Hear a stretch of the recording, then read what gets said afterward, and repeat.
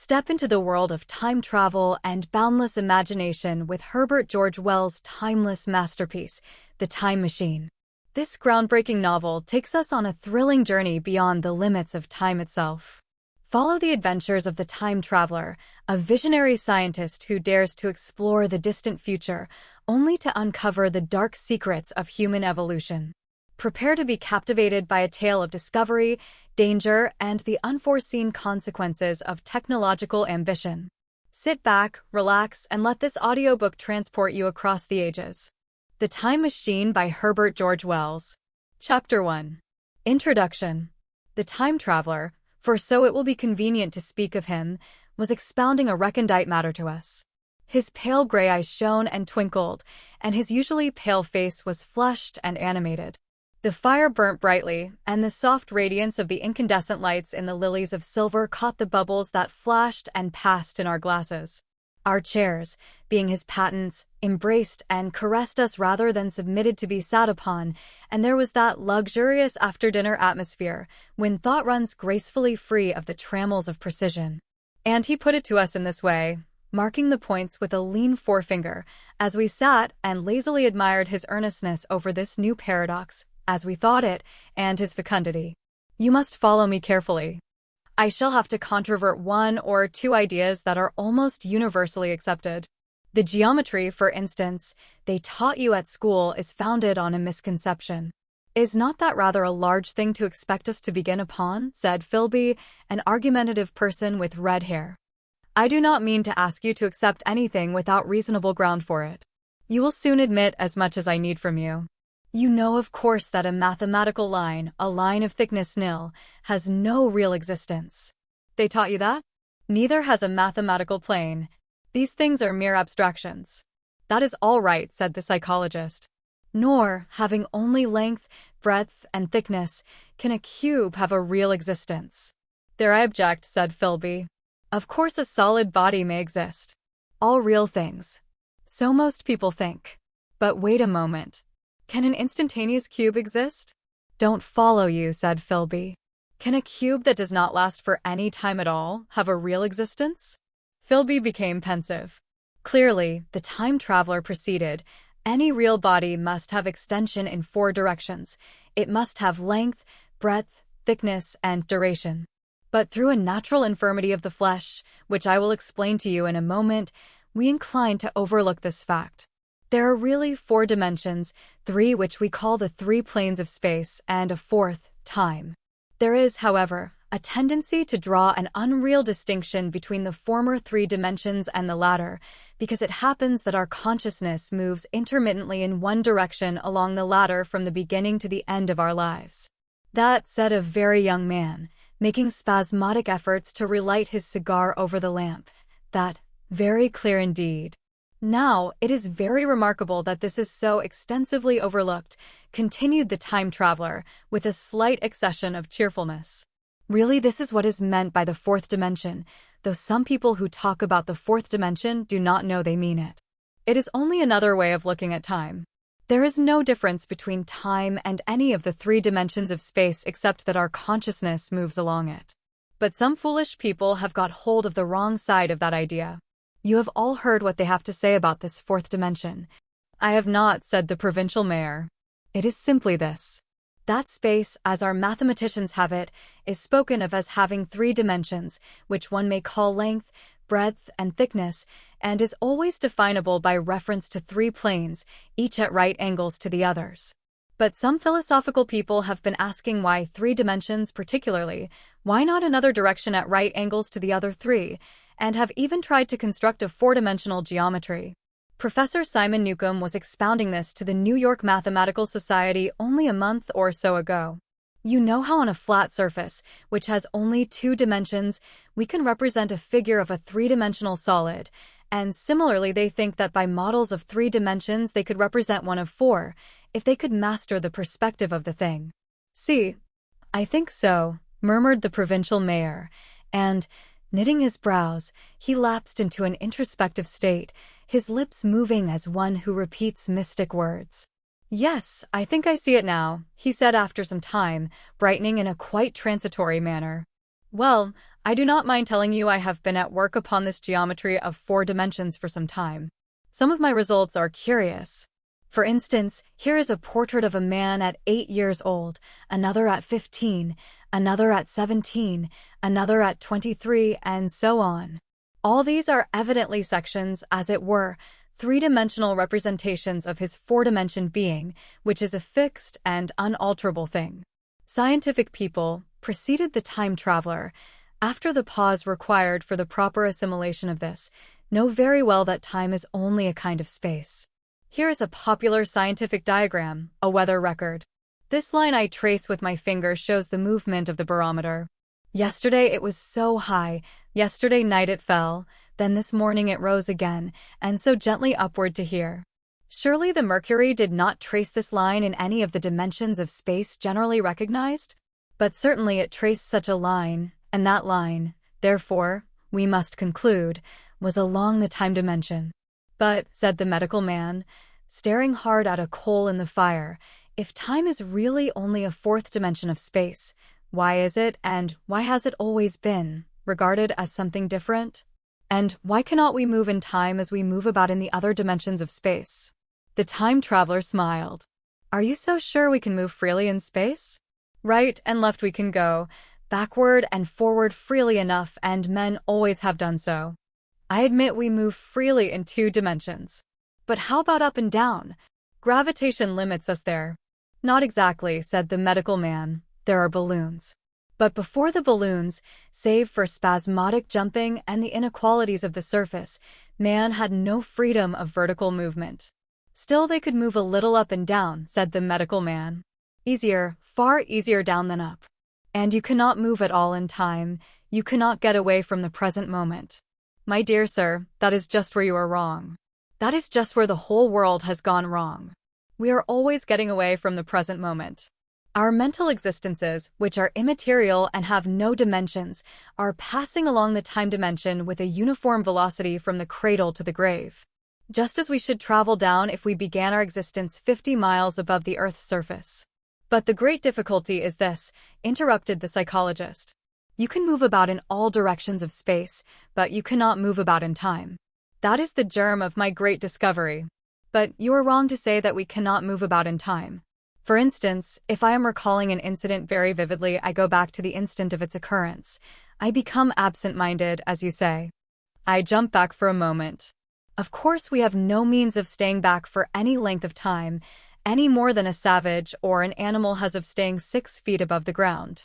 But a civilized man is better off than the savage in this respect. He can go up against gravitation in a balloon, and why should he not hope that ultimately he may be able to stop or accelerate his drift along the time dimension, or even turn about and travel the other way? Oh, this, began Philby, is all. Why not, said the time traveler. It's against reason, said Philby. What reason, said the time traveler. You can show black as white by argument, said Philby, but you will never convince me. Possibly not, said the time traveler. But now you begin to see the object of my investigations into the geometry of 4 dimensions. Long ago I had a vague inkling of a machine. To travel through time, exclaimed the very young man. That shall travel indifferently in any direction of space and time, as the driver determines. Philby contented himself with laughter. But I have experimental verification, said the time traveler. It would be remarkably convenient for the historian, the psychologist suggested. One might travel back and verify the accepted account of the Battle of Hastings, for instance. Don't you think you would attract attention? Said the medical man. Our ancestors had no great tolerance for anachronisms. One might get one's Greek from the very lips of Homer and Plato, the very young man thought. In which case they would certainly plow you for the little go. The German scholars have improved Greek so much. Then there's the future, said the very young man. Just think. One might invest all one's money, leave it to accumulate at interest, and hurry on ahead. To discover a society, said I, erected on a strictly communistic basis. Of all the wild, extravagant theories, began the psychologist. Yes, so it seemed to me, and so I never talked of it until. Experimental verification, cried I. You're going to verify that? The experiment, cried Philby, who was getting brain-weary. "Let's see your experiment anyhow," said the psychologist, "though it's all humbug, you know." The time traveler smiled round at us. Then, still smiling faintly, and with his hands deep in his trousers pockets, he walked slowly out of the room, and we heard his slippers shuffling down the long passage to his laboratory. The psychologist looked at us. "I wonder what he's got?" "Some sleight of hand trick or other," said the medical man, and Philby tried to tell us about a conjurer he had seen at Burslem, but before he had finished his preface the time traveler came back, and Philby's anecdote collapsed. Chapter 2. The Machine. The thing the time traveler held in his hand was a glittering metallic framework, scarcely larger than a small clock and very delicately made.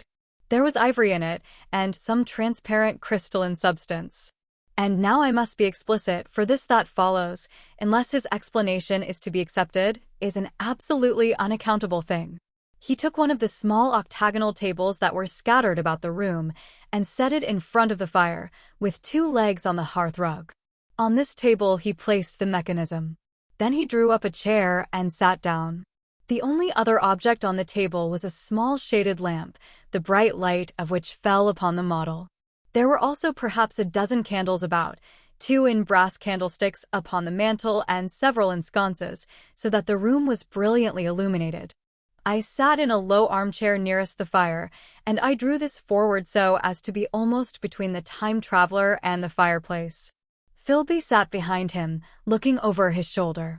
The medical man and the provincial mayor watched him in profile from the right, the psychologist from the left.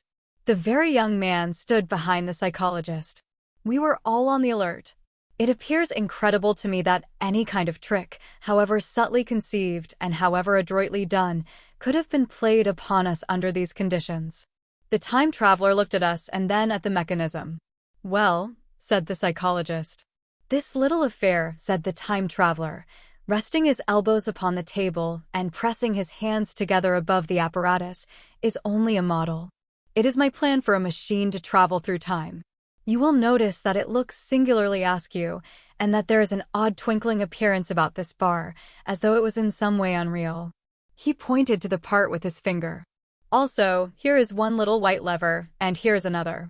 The medical man got up out of his chair and peered into the thing. "It's beautifully made," he said. "It took 2 years to make," retorted the time traveler. Then, when we had all imitated the action of the medical man, he said, "Now I want you clearly to understand that this lever, being pressed over, sends the machine gliding into the future, and this other reverses the motion. This saddle represents the seat of a time traveler. Presently I am going to press the lever, and off the machine will go. It will vanish, pass into future time, and disappear. Have a good look at the thing. Look at the table too, and satisfy yourselves there is no trickery. I don't want to waste this model, and then be told I'm a quack." There was a minute's pause perhaps. The psychologist seemed about to speak to me, but changed his mind. Then the time traveler put forth his finger towards the lever. "No," he said suddenly. "Lend me your hand." And turning to the psychologist, he took that individual's hand in his own and told him to put out his forefinger. So that it was the psychologist himself who sent forth the model time machine on its interminable voyage. We all saw the lever turn. I am absolutely certain there was no trickery. There was a breath of wind, and the lamp flame jumped. One of the candles on the mantel was blown out, and the little machine suddenly swung round, became indistinct, was seen as a ghost for a second perhaps, as an eddy of faintly glittering brass and ivory, and it was gone, vanished. Save for the lamp, the table was bare. Everyone was silent for a minute. Then Philby said he was damned. The psychologist recovered from his stupor and suddenly looked under the table. At that the time traveler laughed cheerfully. "Well," he said, with a reminiscence of the psychologist. Then, getting up, he went to the tobacco jar on the mantel, and with his back to us began to fill his pipe. We stared at each other.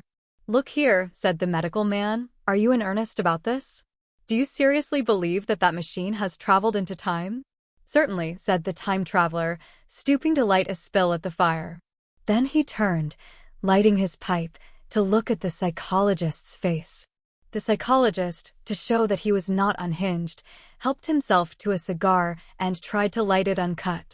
What is more, I have a big machine nearly finished in there. He indicated the laboratory, and when that is put together, I mean to have a journey on my own account.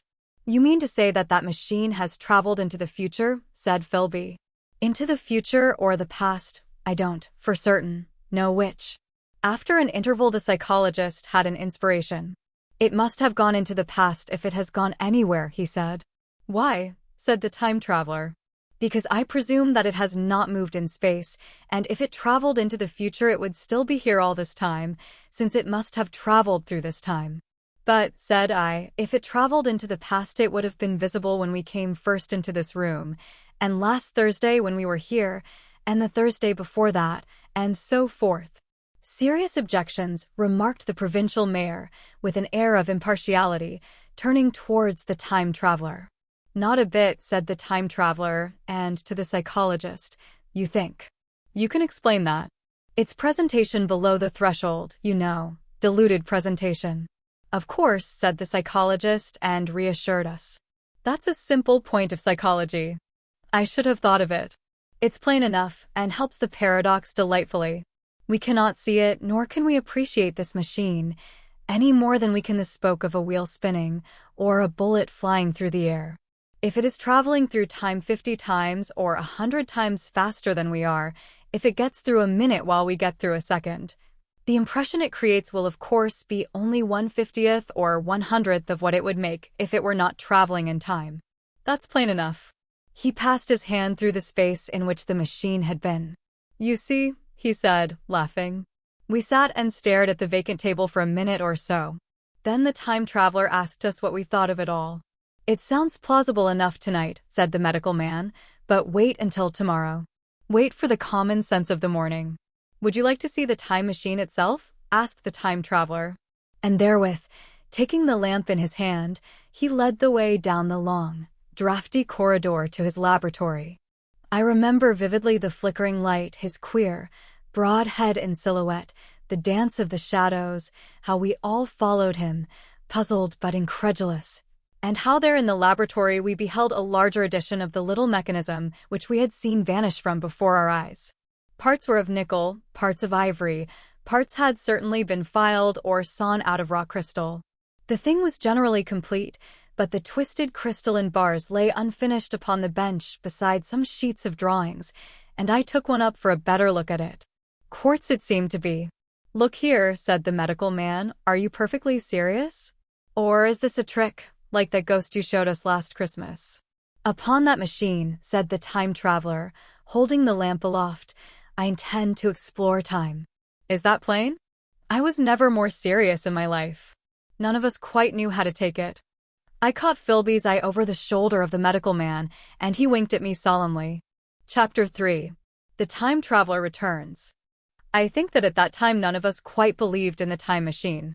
The fact is, the time traveler was one of those men who are too clever to be believed.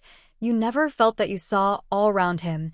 You always suspected some subtle reserve, some ingenuity in ambush, behind his lucid frankness.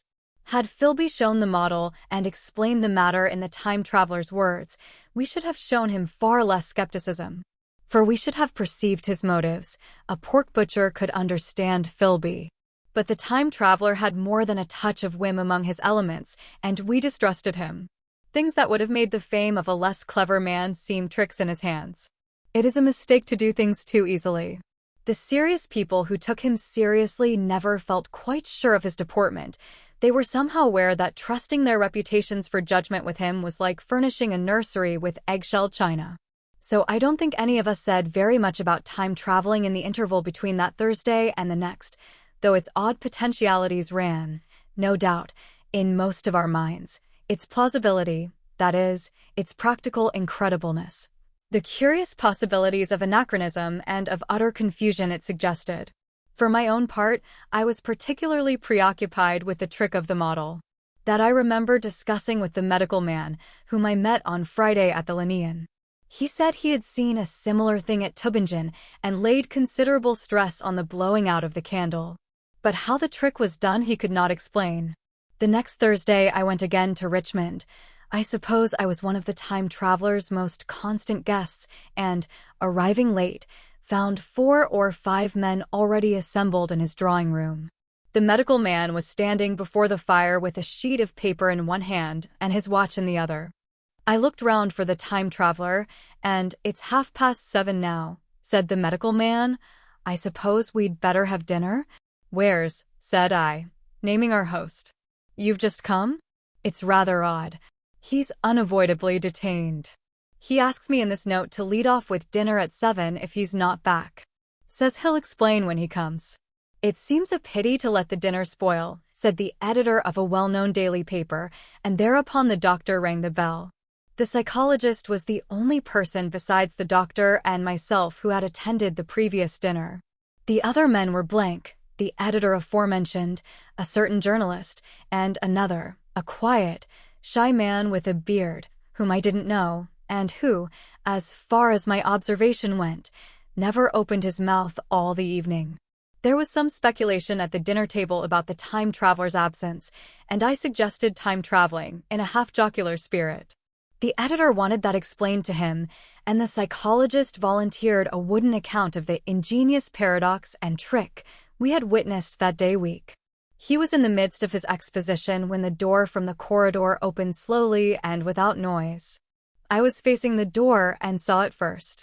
"Hello," I said, at last, and the door opened wider, and the time traveler stood before us. I gave a cry of surprise. "Good heavens, man, what's the matter?" cried the medical man, who saw him next, and the whole tableful turned towards the door. He was in an amazing plight.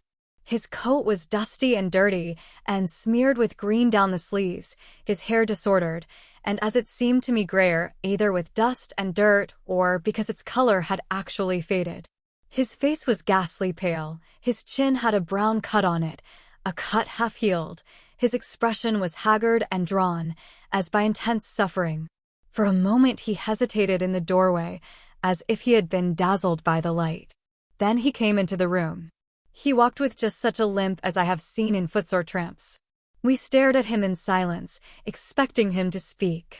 He said not a word, but came painfully to the table and made a motion towards the wine. The editor filled a glass of champagne and pushed it towards him. He drained it, and it seemed to do him good, for he looked round the table, and the ghost of his old smile flickered across his face. "What on earth have you been up to, man?" said the doctor. The time traveler did not seem to hear. "Don't let me disturb you," he said, with a certain faltering articulation. "I'm all right." He stopped, held out his glass for more, and took it off at a draught. "That's good," he said. His eyes grew brighter, and a faint color came into his cheeks. His glance flickered over our faces with a certain dull approval, and then went round the warm and comfortable room.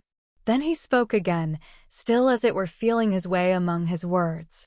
"I'm going to wash and dress, and then I'll come down and explain things. Save me some of that mutton. I'm starving for a bit of meat." He looked across at the editor, who was a rare visitor, and hoped he was all right. The editor began a question. "Tell you presently," said the time traveler. "I'm funny. Be all right in a minute." He put down his glass and walked towards the staircase door. Again I remarked his lameness and the soft padding sound of his footfall, and standing up in my place, I saw his feet as he went out. He had nothing on them but a pair of tattered, blood-stained socks. Then the door closed upon him. I had half a mind to follow, till I remembered how he detested any fuss about himself. For a minute, perhaps, my mind was wool-gathering. Then, remarkable behavior of an eminent scientist, I heard the editor say, thinking, after his wont, in headlines. And this brought my attention back to the bright dinner table. "What's the game?" said the journalist. "Has he been doing the amateur cadger?" "I don't follow." I met the eye of the psychologist and read my own interpretation in his face. I thought of the time traveler limping painfully upstairs. I don't think anyone else had noticed his lameness. The first to recover completely from this surprise was the medical man, who rang the bell. The time traveler hated to have servants waiting at dinner for a hot plate. At that the editor turned to his knife and fork with a grunt, and the silent man followed suit. The dinner was resumed. Conversation was exclamatory for a little while with gaps of wonderment, and then the editor got fervent in his curiosity. Does our friend eke out his modest income with a crossing? Or has he his Nebuchadnezzar phases? He inquired. I feel assured it's this business of the time machine, I said, and took up the psychologist's account of our previous meeting. The new guests were frankly incredulous. The editor raised objections. What was this time traveling? A man couldn't cover himself with dust by rolling in a paradox, could he? And then, as the idea came home to him, he resorted to caricature. Hadn't they any clothes brushes in the future? The journalist, too, would not believe at any price and joined the editor in the easy work of heaping ridicule on the whole thing. They were both the new kind of journalist, very joyous, irreverent young men. Our special correspondent in the Day After Tomorrow reports, the journalist was saying, or rather shouting, when the time traveler came back. He was dressed in ordinary evening clothes, and nothing save his haggard look remained of the change that had startled me. I say, said the editor hilariously, these chaps here say you have been traveling into the middle of next week. Tell us all about little Roseberry, will you? What will you take for the lot? The time traveler came to the place reserved for him without a word. He smiled quietly, in his old way. Where's my mutton? He said. What a treat it is to stick a fork into meat again. Story, cried the editor. Story be damned, said the time traveler. I want something to eat. I won't say a word until I get some peptone into my arteries. Thanks. And the salt. One word, said I. Have you been time traveling? Yes, said the time traveler, with his mouth full, nodding his head. I'd give $1 a line for a verbatim note, said the editor. The time traveler pushed his glass towards the silent man and rang it with his fingernail, at which the silent man, who had been staring at his face, started convulsively and poured him wine. The rest of the dinner was uncomfortable. For my own part, sudden questions kept on rising to my lips, and I dare say it was the same with the others. The journalist tried to relieve the tension by telling anecdotes of Hetty Potter. The time traveler devoted his attention to his dinner and displayed the appetite of a tramp. The medical man smoked a cigarette and watched the time traveler through his eyelashes. The silent man seemed even more clumsy than usual and drank champagne with regularity and determination out of sheer nervousness. At last the time traveler pushed his plate away and looked round us. I suppose I must apologize, he said. I was simply starving. I've had a most amazing time. He reached out his hand for a cigar and cut the end. But come into the smoking room. It's too long a story to tell over greasy plates. And ringing the bell in passing, he led the way into the adjoining room. You have told blank and dash and chose about the machine, he said to me, leaning back in his easy chair and naming the 3 new guests. But the thing's a mere paradox, said the editor. I can't argue tonight. I don't mind telling you the story, but I can't argue. I will, he went on, tell you the story of what has happened to me, if you like, but you must refrain from interruptions. I want to tell it. Badly. Most of it will sound like lying. So be it. It's true, every word of it all the same. I was in my laboratory at 4 o'clock, and since then, I've lived 8 days, such days as no human being ever lived before. I'm nearly worn out, but I shan't sleep till I've told this thing over to you. Then I shall go to bed. But no interruptions. Is it agreed? Agreed, said the editor, and the rest of us echoed agreed. And with that the time traveler began his story as I have set it forth. He sat back in his chair at first and spoke like a weary man. Afterwards he got more animated. In writing it down I feel with only too much keenness the inadequacy of pen and ink, and, above all, my own inadequacy, to express its quality. You read, I will suppose, attentively enough, but you cannot see the speaker's white, sincere face in the bright circle of the little lamp, nor hear the intonation of his voice. You cannot know how his expression followed the turns of his story. Most of us hearers were in shadow, for the candles in the smoking room had not been lighted, and only the face of the journalist and the legs of the silent man from the knees downward were illuminated. At first we glanced now and again at each other. After a time we ceased to do that and looked only at the time traveler's face. Chapter 4. Time Traveling. I told some of you last Thursday of the principles of the time machine and showed you the actual thing itself, incomplete in the workshop. There it is now, a little travel-worn, truly, and one of the ivory bars is cracked, and a brass rail bent, but the rest of it's sound enough. I expected to finish it on Friday, but on Friday, when the putting together was nearly done, I found that one of the nickel bars was exactly 1 inch too short, and this I had to get remade, so that the thing was not complete until this morning. It was at 10 o'clock today that the first of all time machines began its career. I gave it a last tap, tried all the screws again, put one more drop of oil on the quartz rod, and sat myself in the saddle. I suppose a suicide who holds a pistol to his skull feels much the same wonder at what will come next as I felt then. I took the starting lever in one hand and the stopping one in the other, pressed the first and almost immediately the second. I seemed to reel. I felt a nightmare sensation of falling, and, looking round, I saw the laboratory exactly as before. Had anything happened? For a moment I suspected that my intellect had tricked me. Then I noted the clock. A moment before, as it seemed, it had stood at a minute or so past 10. Now it was nearly 3:30. I drew a breath, set my teeth, gripped the starting lever with both hands, and went off with a thud. The laboratory got hazy and went dark. Mrs. Watchett came in and walked, apparently without seeing me, towards the garden door. I suppose it took her a minute or so to traverse the place, but to me she seemed to shoot across the room like a rocket. I pressed the lever over to its extreme position. The night came like the turning out of a lamp, and in another moment came tomorrow. The laboratory grew faint and hazy, then fainter and ever fainter. Tomorrow night came black, then day again, night again, day again, faster and faster still. An eddying murmur filled my ears, and a strange, dumb confusedness descended on my mind. I am afraid I cannot convey the peculiar sensations of time traveling. They are excessively unpleasant. There is a feeling exactly like that one has upon a switchback of a helpless headlong motion. I felt the same horrible anticipation, too, of an imminent smash. As I put on pace, night followed day like the flapping of a black wing. The dim suggestion of the laboratory seemed presently to fall away from me, and I saw the sun hopping swiftly across the sky, leaping it every minute and every minute marking a day. I supposed the laboratory had been destroyed, and I had come into the open air. I had a dim impression of scaffolding, but I was already going too fast to be conscious of any moving things. The slowest snail that ever crawled dashed by too fast for me. The twinkling succession of darkness and light was excessively painful to the eye.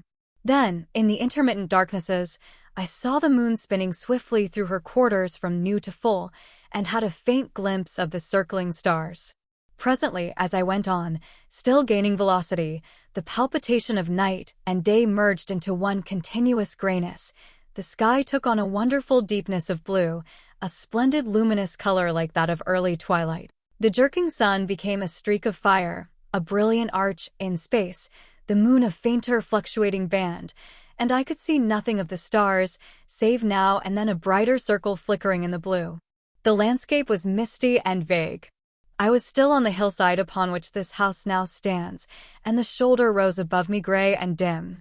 I saw trees growing and changing like puffs of vapor, now brown, now green.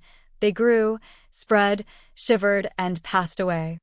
I saw huge buildings rise up faint and fair and pass like dreams. The whole surface of the earth seemed changed, melting and flowing under my eyes. The little hands upon the dials that registered my speed raced round faster and faster. Presently I noted that the sun belt swayed up and down, from solstice to solstice, in a minute or less, and that consequently my pace was over a year a minute, and minute by minute the white snow flashed across the world and vanished, and was followed by the bright, brief green of spring. The unpleasant sensations of the start were less poignant now. They merged at last into a kind of hysterical exhilaration. I remarked, indeed, a clumsy swaying of the machine, for which I was unable to account. But my mind was too confused to attend to it, so with a kind of madness growing upon me, I flung myself into futurity. At first I scarce thought of stopping, scarce thought of anything but these new sensations. But presently a fresh series of impressions grew up in my mind, a certain curiosity and therewith a certain dread, until at last they took complete possession of me. What strange developments of humanity, what wonderful advances upon our rudimentary civilization, I thought, might not appear when I came to look nearly into the dim elusive world that raced and fluctuated before my eyes. I saw great and splendid architecture rising about me, more massive than any buildings of our own time, and yet, as it seemed, built of glimmer and mist. I saw a richer green flow up the hillside and remain there without any wintry intermission. Even through the veil of my confusion, the earth seemed very fair. And so my mind came round to the business of stopping. The peculiar risk lay in the possibility of my finding some substance in the space which I, or the machine, occupied. So long as I traveled at a high velocity through time, this scarcely mattered. I was, so to speak, attenuated, was slipping like a vapor through the interstices of intervening substances. But to come to a stop involved the jamming of myself, molecule by molecule, into whatever lay in my way, meant bringing my atoms into such intimate contact with those of the obstacle that a profound chemical reaction, possibly a far-reaching explosion, would result and blow myself and my apparatus out of all possible dimensions, into the unknown. This possibility had occurred to me again and again while I was making the machine, but then I had cheerfully accepted it as an unavoidable risk, one of the risks a man has got to take. Now the risk was inevitable. I no longer saw it in the same cheerful light. The fact is that, insensibly, the absolute strangeness of everything, the sickly jarring and swaying of the machine, above all, the feeling of prolonged falling, had absolutely upset my nerves. I told myself that I could never stop, and with a gust of petulance I resolved to stop forthwith. Like an impatient fool, I lugged over the lever, and incontinently the thing went reeling over, and I was flung headlong through the air. There was the sound of a clap of thunder in my ears. I may have been stunned for a moment. A pitiless hail was hissing round me, and I was sitting on soft turf in front of the overset machine. Everything still seemed gray, but presently I remarked that the confusion in my ears was gone.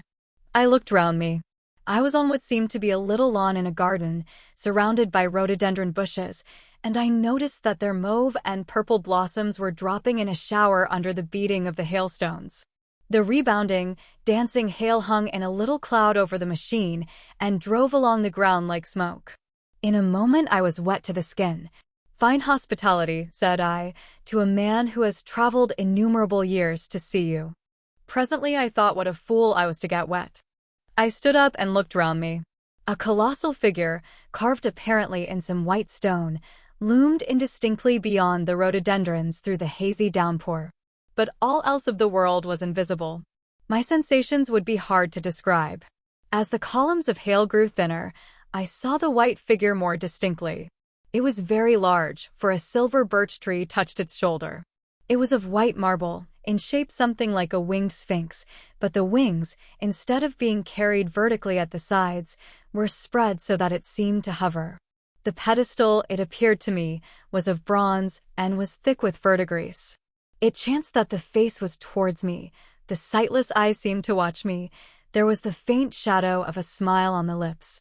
It was greatly weather-worn, and that imparted an unpleasant suggestion of disease. I stood looking at it for a little space, half a minute, perhaps, or half an hour. It seemed to advance and to recede as the hail drove before it denser or thinner. At last I tore my eyes from it for a moment and saw that the hail curtain had worn threadbare and that the sky was lightening with the promise of the sun. I looked up again at the crouching white shape, and the full temerity of my voyage came suddenly upon me. What might appear when that hazy curtain was altogether withdrawn? What might not have happened to men? What if cruelty had grown into a common passion? What if in this interval the race had lost its manliness and had developed into something inhuman, unsympathetic, and overwhelmingly powerful?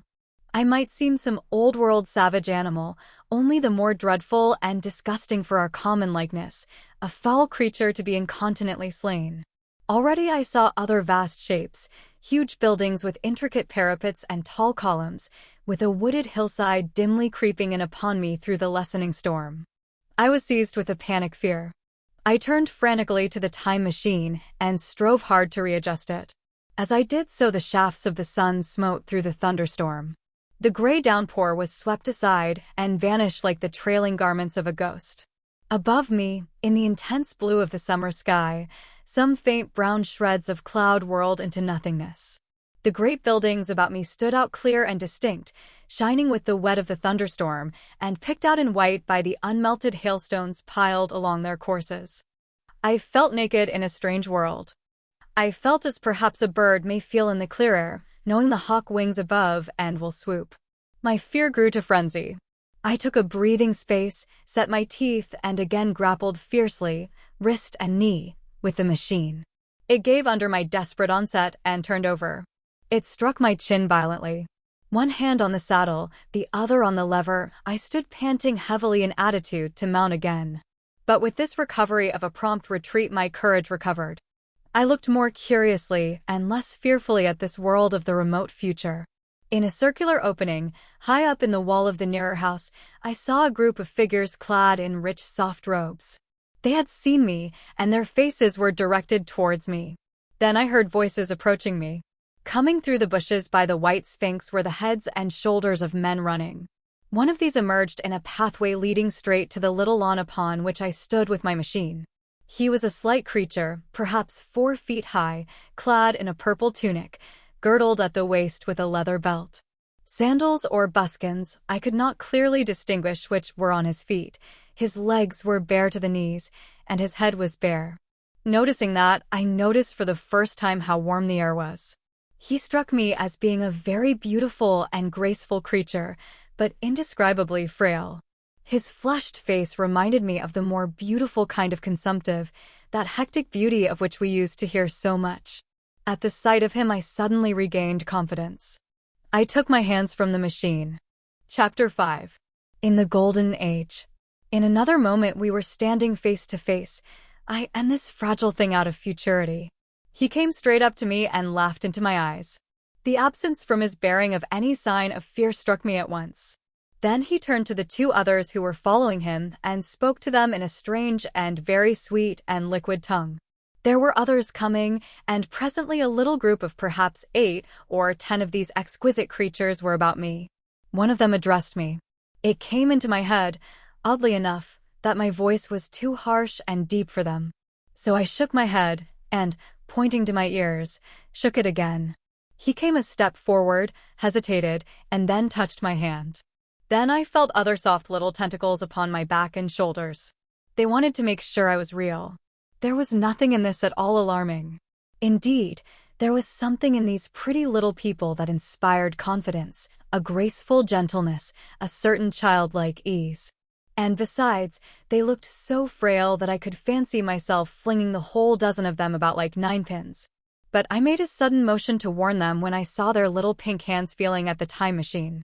Happily then, when it was not too late, I thought of a danger I had hitherto forgotten, and reaching over the bars of the machine I unscrewed the little levers that would set it in motion, and put these in my pocket. Then I turned again to see what I could do in the way of communication. And then, looking more nearly into their features, I saw some further peculiarities in their Dresden china type of prettiness. Their hair, which was uniformly curly, came to a sharp end at the neck and cheek. There was not the faintest suggestion of it on the face, and their ears were singularly minute. The mouths were small, with bright red, rather thin lips, and the little chins ran to a point. The eyes were large and mild, and, this may seem egotism on my part, I fancied even that there was a certain lack of the interest I might have expected in them. As they made no effort to communicate with me, but simply stood round me smiling and speaking in soft cooing notes to each other, I began the conversation. I pointed to the time machine and to myself. Then, hesitating for a moment how to express time, I pointed to the sun.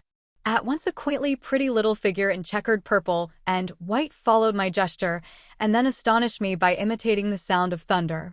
For a moment I was staggered, though the import of his gesture was plain enough. The question had come into my mind abruptly: were these creatures fools? You may hardly understand how it took me. You see, I had always anticipated that the people of the year 800 and 2000 odd would be incredibly in front of us in knowledge, art, everything. Then one of them suddenly asked me a question that showed him to be on the intellectual level of one of our 5-year-old children, asked me, in fact, if I had come from the sun in a thunderstorm. It let loose the judgment I had suspended upon their clothes, their frail light limbs, and fragile features. A flow of disappointment rushed across my mind. For a moment I felt that I had built the time machine in vain. I nodded, pointed to the sun, and gave them such a vivid rendering of a thunderclap as startled them. They all withdrew a pace or so and bowed. Then came one laughing towards me, carrying a chain of beautiful flowers altogether new to me, and put it about my neck. The idea was received with melodious applause, and presently they were all running to and fro for flowers, and laughingly flinging them upon me until I was almost smothered with blossom. You who have never seen the like can scarcely imagine what delicate and wonderful flowers countless years of culture had created. Then someone suggested that their playthings should be exhibited in the nearest building, and so I was led past the Sphinx of white marble, which had seemed to watch me all the while with a smile at my astonishment, towards a vast gray edifice of fretted stone. As I went with them, the memory of my confident anticipations of a profoundly grave and intellectual posterity came, with irresistible merriment, to my mind. The building had a huge entry and was altogether of colossal dimensions. I was naturally most occupied with the growing crowd of little people and with the big open portals that yawned before me, shadowy and mysterious. My general impression of the world I saw over their heads was a tangled waste of beautiful bushes and flowers, a long neglected and yet weedless garden. I saw a number of tall spikes of strange white flowers, measuring a foot perhaps across the spread of the waxen petals. They grew scattered, as if wild, among the variegated shrubs, but, as I say, I did not examine them closely at this time. The time machine was left deserted on the turf among the rhododendrons. The arch of the doorway was richly carved, but naturally I did not observe the carving very narrowly, though I fancied I saw suggestions of old Phoenician decorations as I passed through, and it struck me that they were very badly broken and weather-worn. Several more brightly clad people met me in the doorway, and so we entered, I, dressed in dingy 19th-century garments, looking grotesque enough, garlanded with flowers and surrounded by an eddying mass of bright, soft-colored robes and shining white limbs. In a melodious whirl of laughter and laughing speech, the big doorway opened into a proportionately great hall hung with brown. The roof was in shadow, and the windows, partially glazed with colored glass and partially unglazed, admitted a tempered light. The floor was made up of huge blocks of some very hard white metal, not plates nor slabs, blocks, and it was so much worn, as I judged by the going to and fro of past generations, as to be deeply channeled along the more frequented ways. Transverse to the length were innumerable tables made of slabs of polished stone, raised, perhaps, a foot from the floor, and upon these were heaps of fruits. Some I recognized as a kind of hypertrophied raspberry and orange, but for the most part they were strange. Between the tables was scattered a great number of cushions. Upon these my conductors seated themselves, signing for me to do likewise. With a pretty absence of ceremony they began to eat the fruit with their hands, flinging peel and stalks and so forth into the round openings in the sides of the tables. I was not loath to follow their example, for I felt thirsty and hungry. As I did so I surveyed the hall at my leisure. And perhaps the thing that struck me most was its dilapidated look. The stained glass windows, which displayed only a geometrical pattern, were broken in many places, and the curtains that hung across the lower end were thick with dust. And it caught my eye that the corner of the marble table near me was fractured. Nevertheless, the general effect was extremely rich and picturesque. There were, perhaps, a couple of hundred people dining in the hall, and most of them, seated as near to me as they could come, were watching me with interest, their little eyes shining over the fruit they were eating. All were clad in the same soft, and yet strong, silky material. Fruit, by the by, was all their diet. These people of the remote future were strict vegetarians, and while I was with them, in spite of some carnal cravings, I had to be frugivorous also. Indeed, I found afterwards that horses, cattle, sheep, dogs had followed the ichthyosaurus into extinction. But the fruits were very delightful. One, in particular, that seemed to be in season all the time I was there, a flowery thing in a three-sided husk, was especially good, and I made it my staple. At first I was puzzled by all these strange fruits, and by the strange flowers I saw, but later I began to perceive their import. However, I am telling you of my fruit dinner in the distant future now. So soon as my appetite was a little checked, I determined to make a resolute attempt to learn the speech of these new men of mine. Clearly that was the next thing to do. The fruits seemed a convenient thing to begin upon, and holding one of these up I began a series of interrogative sounds and gestures. I had some considerable difficulty in conveying my meaning. At first my efforts met with a stare of surprise or inextinguishable laughter, but presently a fair-haired little creature seemed to grasp my intention and repeated a name. They had to chatter and explain the business at great length to each other, and my first attempts to make the exquisite little sounds of their language caused an immense amount of genuine, if uncivil, amusement. However, I felt like a schoolmaster amidst children and persisted, and presently I had a score of noun substantives at least at my command, and then I got to demonstrative pronouns, and even the verb to eat. But it was slow work, and the little people soon tired and wanted to get away from my interrogations, so I determined, rather of necessity, to let them give their lessons in little doses when they felt inclined. And very little doses I found they were before long, for I never met people more indolent or more easily fatigued. Chapter 6. The Sunset of Mankind. A queer thing I soon discovered about my little hosts, and that was their lack of interest.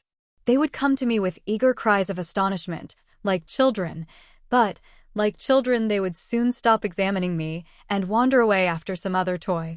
The dinner and my conversational beginnings ended, I noted for the first time that almost all those who had surrounded me at first were gone. It is odd, too, how speedily I came to disregard these little people. I went out through the portal into the sunlit world again as soon as my hunger was satisfied. I was continually meeting more of these men of the future, who would follow me a little distance, chatter and laugh about me, and, having smiled and gesticulated in a friendly way, leave me again to my own devices. The calm of evening was upon the world as I emerged from the great hall, and the scene was lit by the warm glow of the setting sun. At first things were very confusing.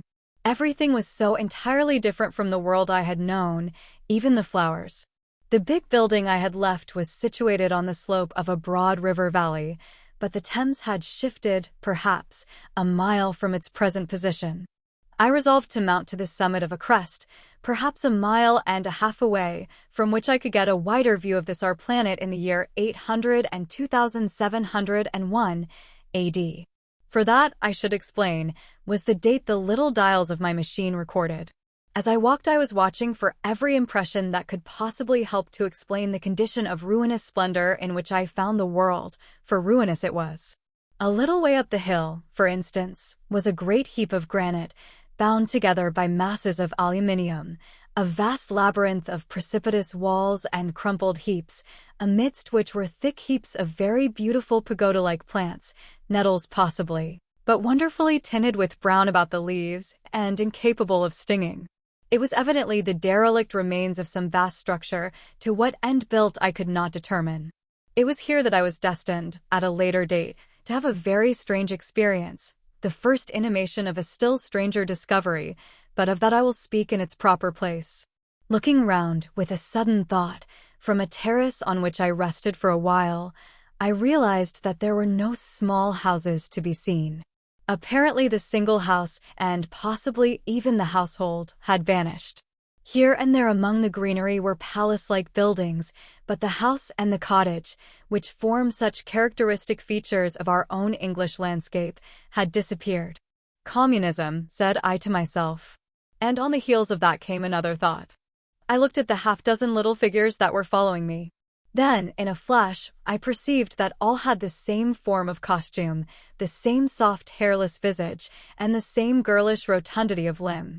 It may seem strange, perhaps, that I had not noticed this before. But everything was so strange. Now, I saw the fact plainly enough. In costume, and in all the differences of texture and bearing that now mark off the sexes from each other, these people of the future were alike.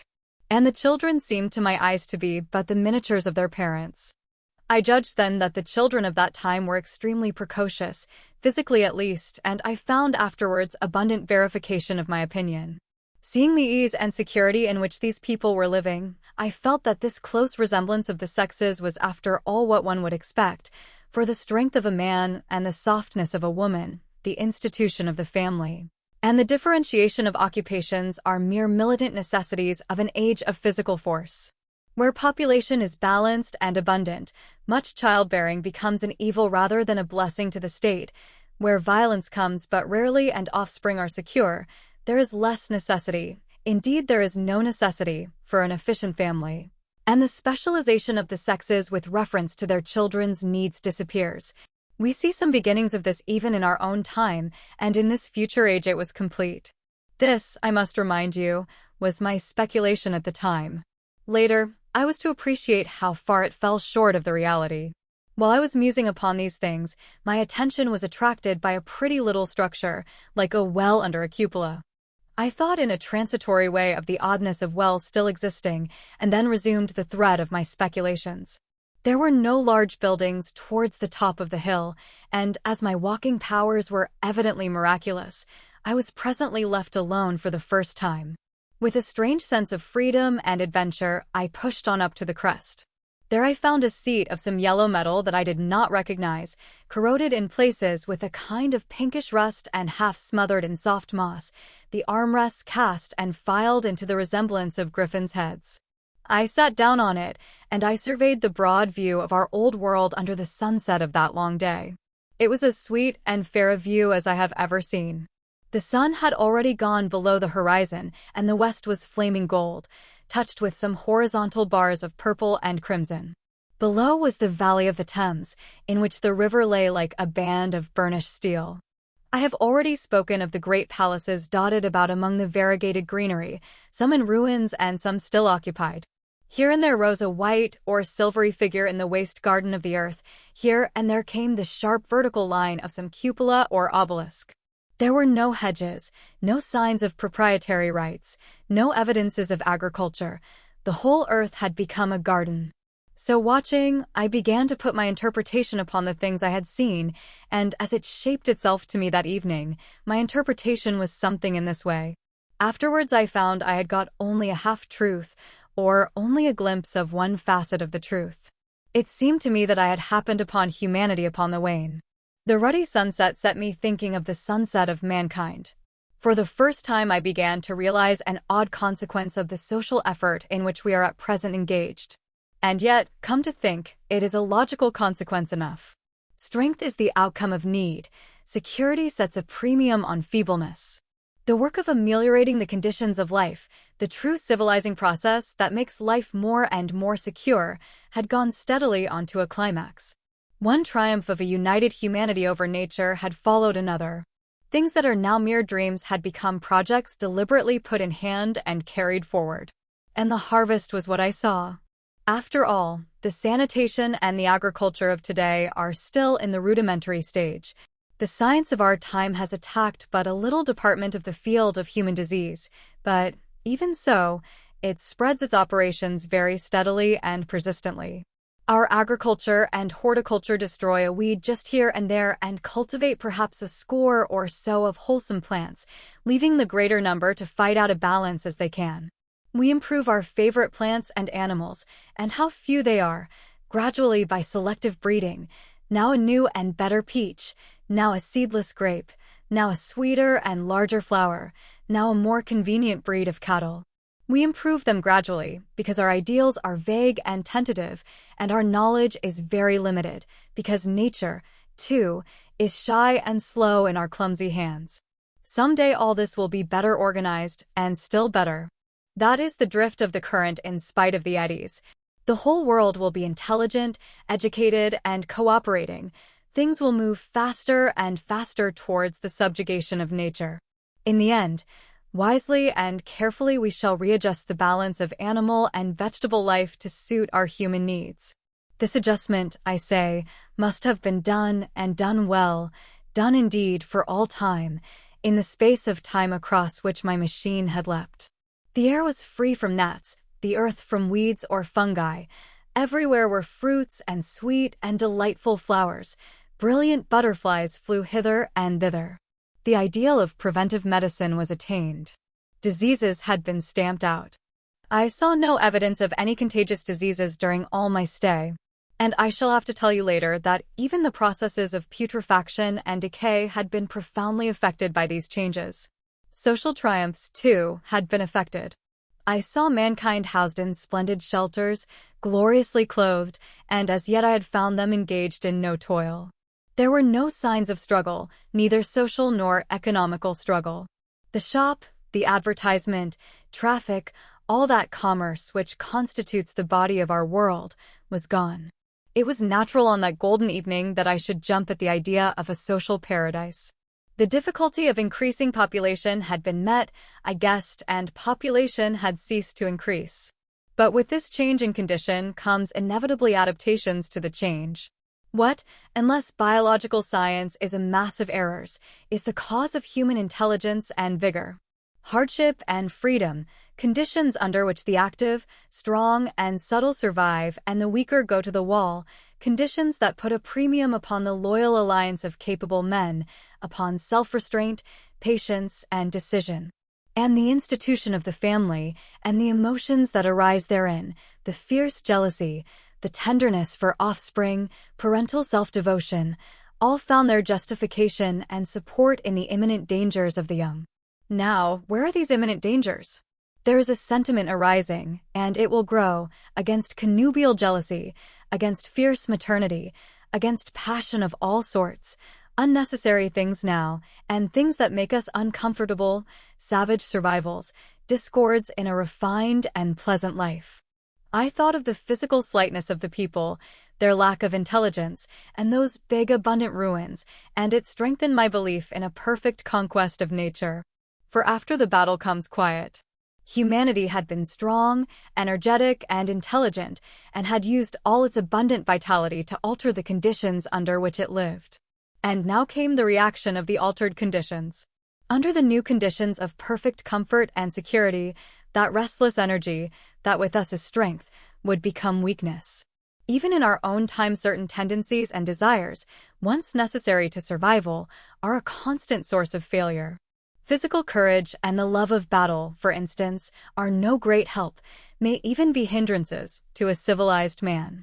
And in a state of physical balance and security, power, intellectual as well as physical, would be out of place. For countless years I judged there had been no danger of war or solitary violence, no danger from wild beasts, no wasting disease to require strength of constitution, no need of toil. For such a life, what we should call the weak are as well equipped as the strong, are indeed no longer weak. Better equipped indeed they are, for the strong would be fretted by an energy for which there was no outlet. No doubt the exquisite beauty of the buildings I saw was the outcome of the last surgings of the now purposeless energy of mankind before it settled down into perfect harmony with the conditions under which it lived, the flourish of that triumph which began the last great peace. This has ever been the fate of energy and security. It takes to art and to eroticism, and then come languor and decay. Even this artistic impetus would at last die away, had almost died in the time I saw. To adorn themselves with flowers, to dance, to sing in the sunlight, so much was left of the artistic spirit and no more. Even that would fade in the end into a contented inactivity. We are kept keen on the grindstone of pain and necessity, and it seemed to me that here was that hateful grindstone broken at last. As I stood there in the gathering dark, I thought that in this simple explanation I had mastered the problem of the world, mastered the whole secret of these delicious people.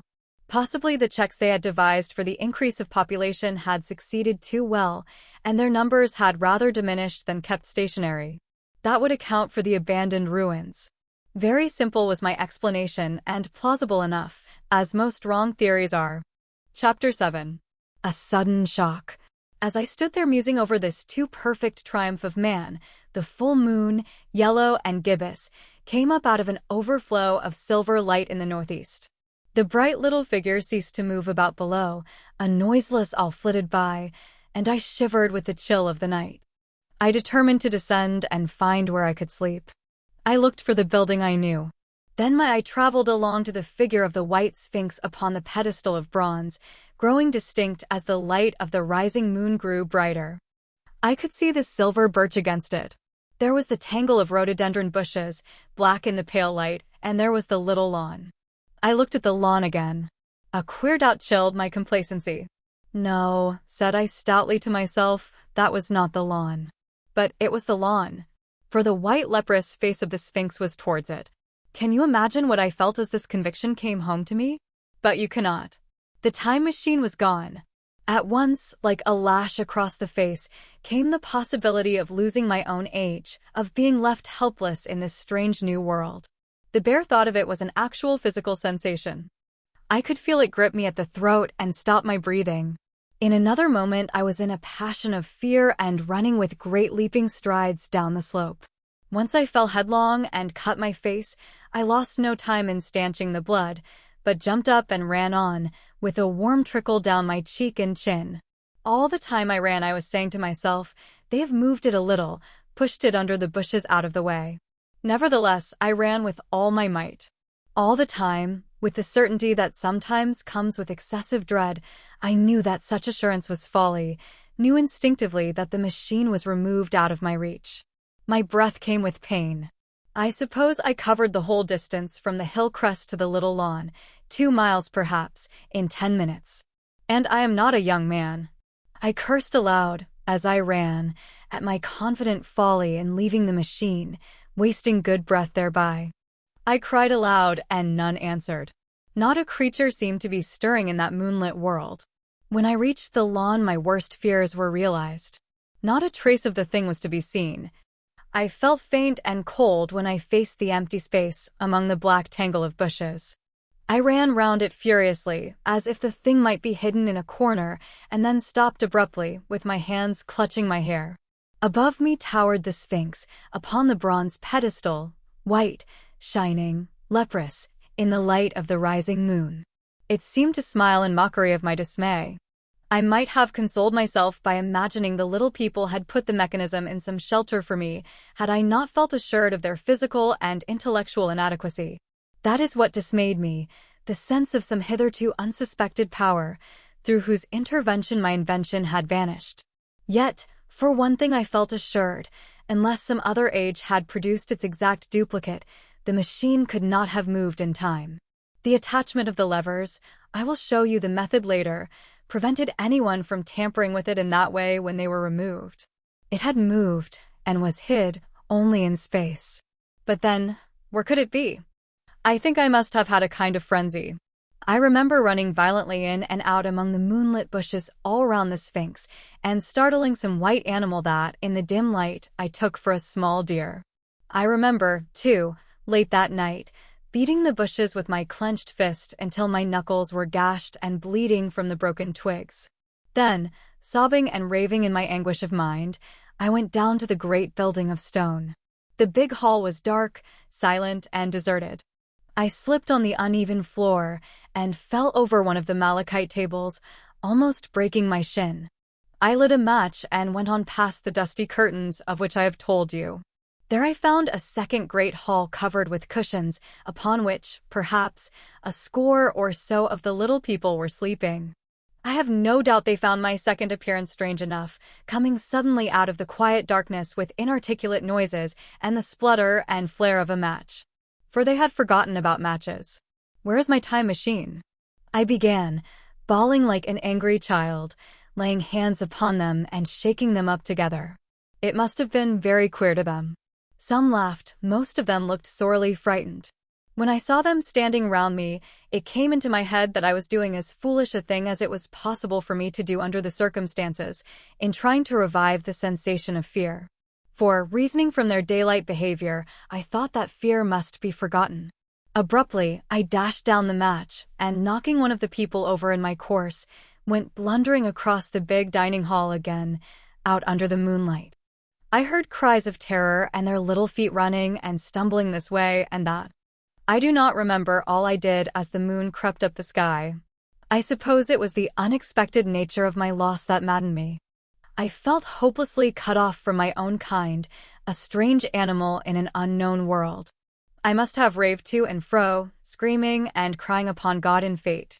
I have a memory of horrible fatigue as the long night of despair wore away, of looking in this impossible place and that, of groping among moonlit ruins and touching strange creatures in the black shadows, at last, of lying on the ground near the Sphinx and weeping with absolute wretchedness, even anger at the folly of leaving the machine having leaked away with my strength. I had nothing left but misery. Then I slept, and when I woke again it was full day, and a couple of sparrows were hopping round me on the turf within reach of my arm.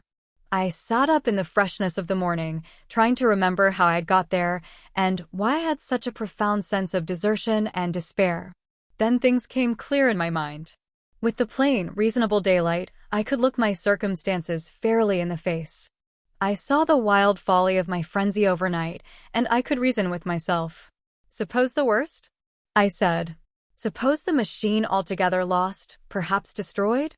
It behoves me to be calm and patient, to learn the way of the people, to get a clear idea of the method of my loss, and the means of getting materials and tools, so that in the end, perhaps, I may make another. That would be my only hope, a poor hope perhaps, but better than despair. And after all, it was a beautiful and curious world. But probably the machine had only been taken away. Still, I must be calm and patient, find its hiding place and recover it by force or cunning. And with that I scrambled to my feet and looked about me, wondering where I could bathe. I felt weary, stiff, and travel-soiled. The freshness of the morning made me desire an equal freshness. I had exhausted my emotion. Indeed, as I went about my business, I found myself wondering at my intense excitement overnight. I made a careful examination of the ground about the little lawn. I wasted some time in futile questionings, conveyed, as well as I was able, to such of the little people as came by. They all failed to understand my gestures, some were simply stolid, some thought it was a jest and laughed at me. I had the hardest task in the world to keep my hands off their pretty laughing faces. It was a foolish impulse, but the devil begotten of fear and blind anger was ill-curbed and still eager to take advantage of my perplexity. The turf gave better counsel. I found a groove ripped in it, about midway between the pedestal of the Sphinx and the marks of my feet where, on arrival, I had struggled with the overturned machine. There were other signs of removal about, with queer narrow footprints like those I could imagine made by a sloth. This directed my closer attention to the pedestal. It was, as I think I have said, of bronze. It was not a mere block, but highly decorated with deep framed panels on either side. I went and rapped at these. The pedestal was hollow. Examining the panels with care, I found them discontinuous with the frames. There were no handles or keyholes, but possibly the panels, if they were doors, as I supposed, opened from within. One thing was clear enough to my mind. It took no very great mental effort to infer that my time machine was inside that pedestal. But how it got there was a different problem. I saw the heads of two orange-clad people coming through the bushes and under some blossom-covered apple trees towards me. I turned smiling to them and beckoned them to me. They came, and then, pointing to the bronze pedestal, I tried to intimate my wish to open it. But at my first gesture towards this they behaved very oddly. I don't know how to convey their expression to you. Suppose you were to use a grossly improper gesture to a delicate-minded woman, it is how she would look. They went off as if they had received the last possible insult. I tried a sweet-looking little chap in white next, with exactly the same result. Somehow, his manner made me feel ashamed of myself. But, as you know, I wanted the time machine, and I tried him once more. As he turned off, like the others, my temper got the better of me. In 3 strides I was after him, had him by the loose part of his robe round the neck, and began dragging him towards the Sphinx. Then I saw the horror and repugnance of his face, and all of a sudden I let him go. But I was not beaten yet. I banged with my fist at the bronze panels. I thought I heard something stir inside. To be explicit, I thought I heard a sound like a chuckle, but I must have been mistaken. Then I got a big pebble from the river and came and hammered till I had flattened a coil in the decorations, and the verdigris came off in powdery flakes. The delicate little people must have heard me hammering in gusty outbreaks a mile away on either hand, but nothing came of it. I saw a crowd of them upon the slopes, looking furtively at me. At last, hot and tired, I sat down to watch the place. But I was too restless to watch long. I am too occidental for a long vigil. I could work at a problem for years, but to wait inactive for 24 hours, that is another matter. I got up after a time and began walking aimlessly through the bushes towards the hill again. Patience, said I to myself.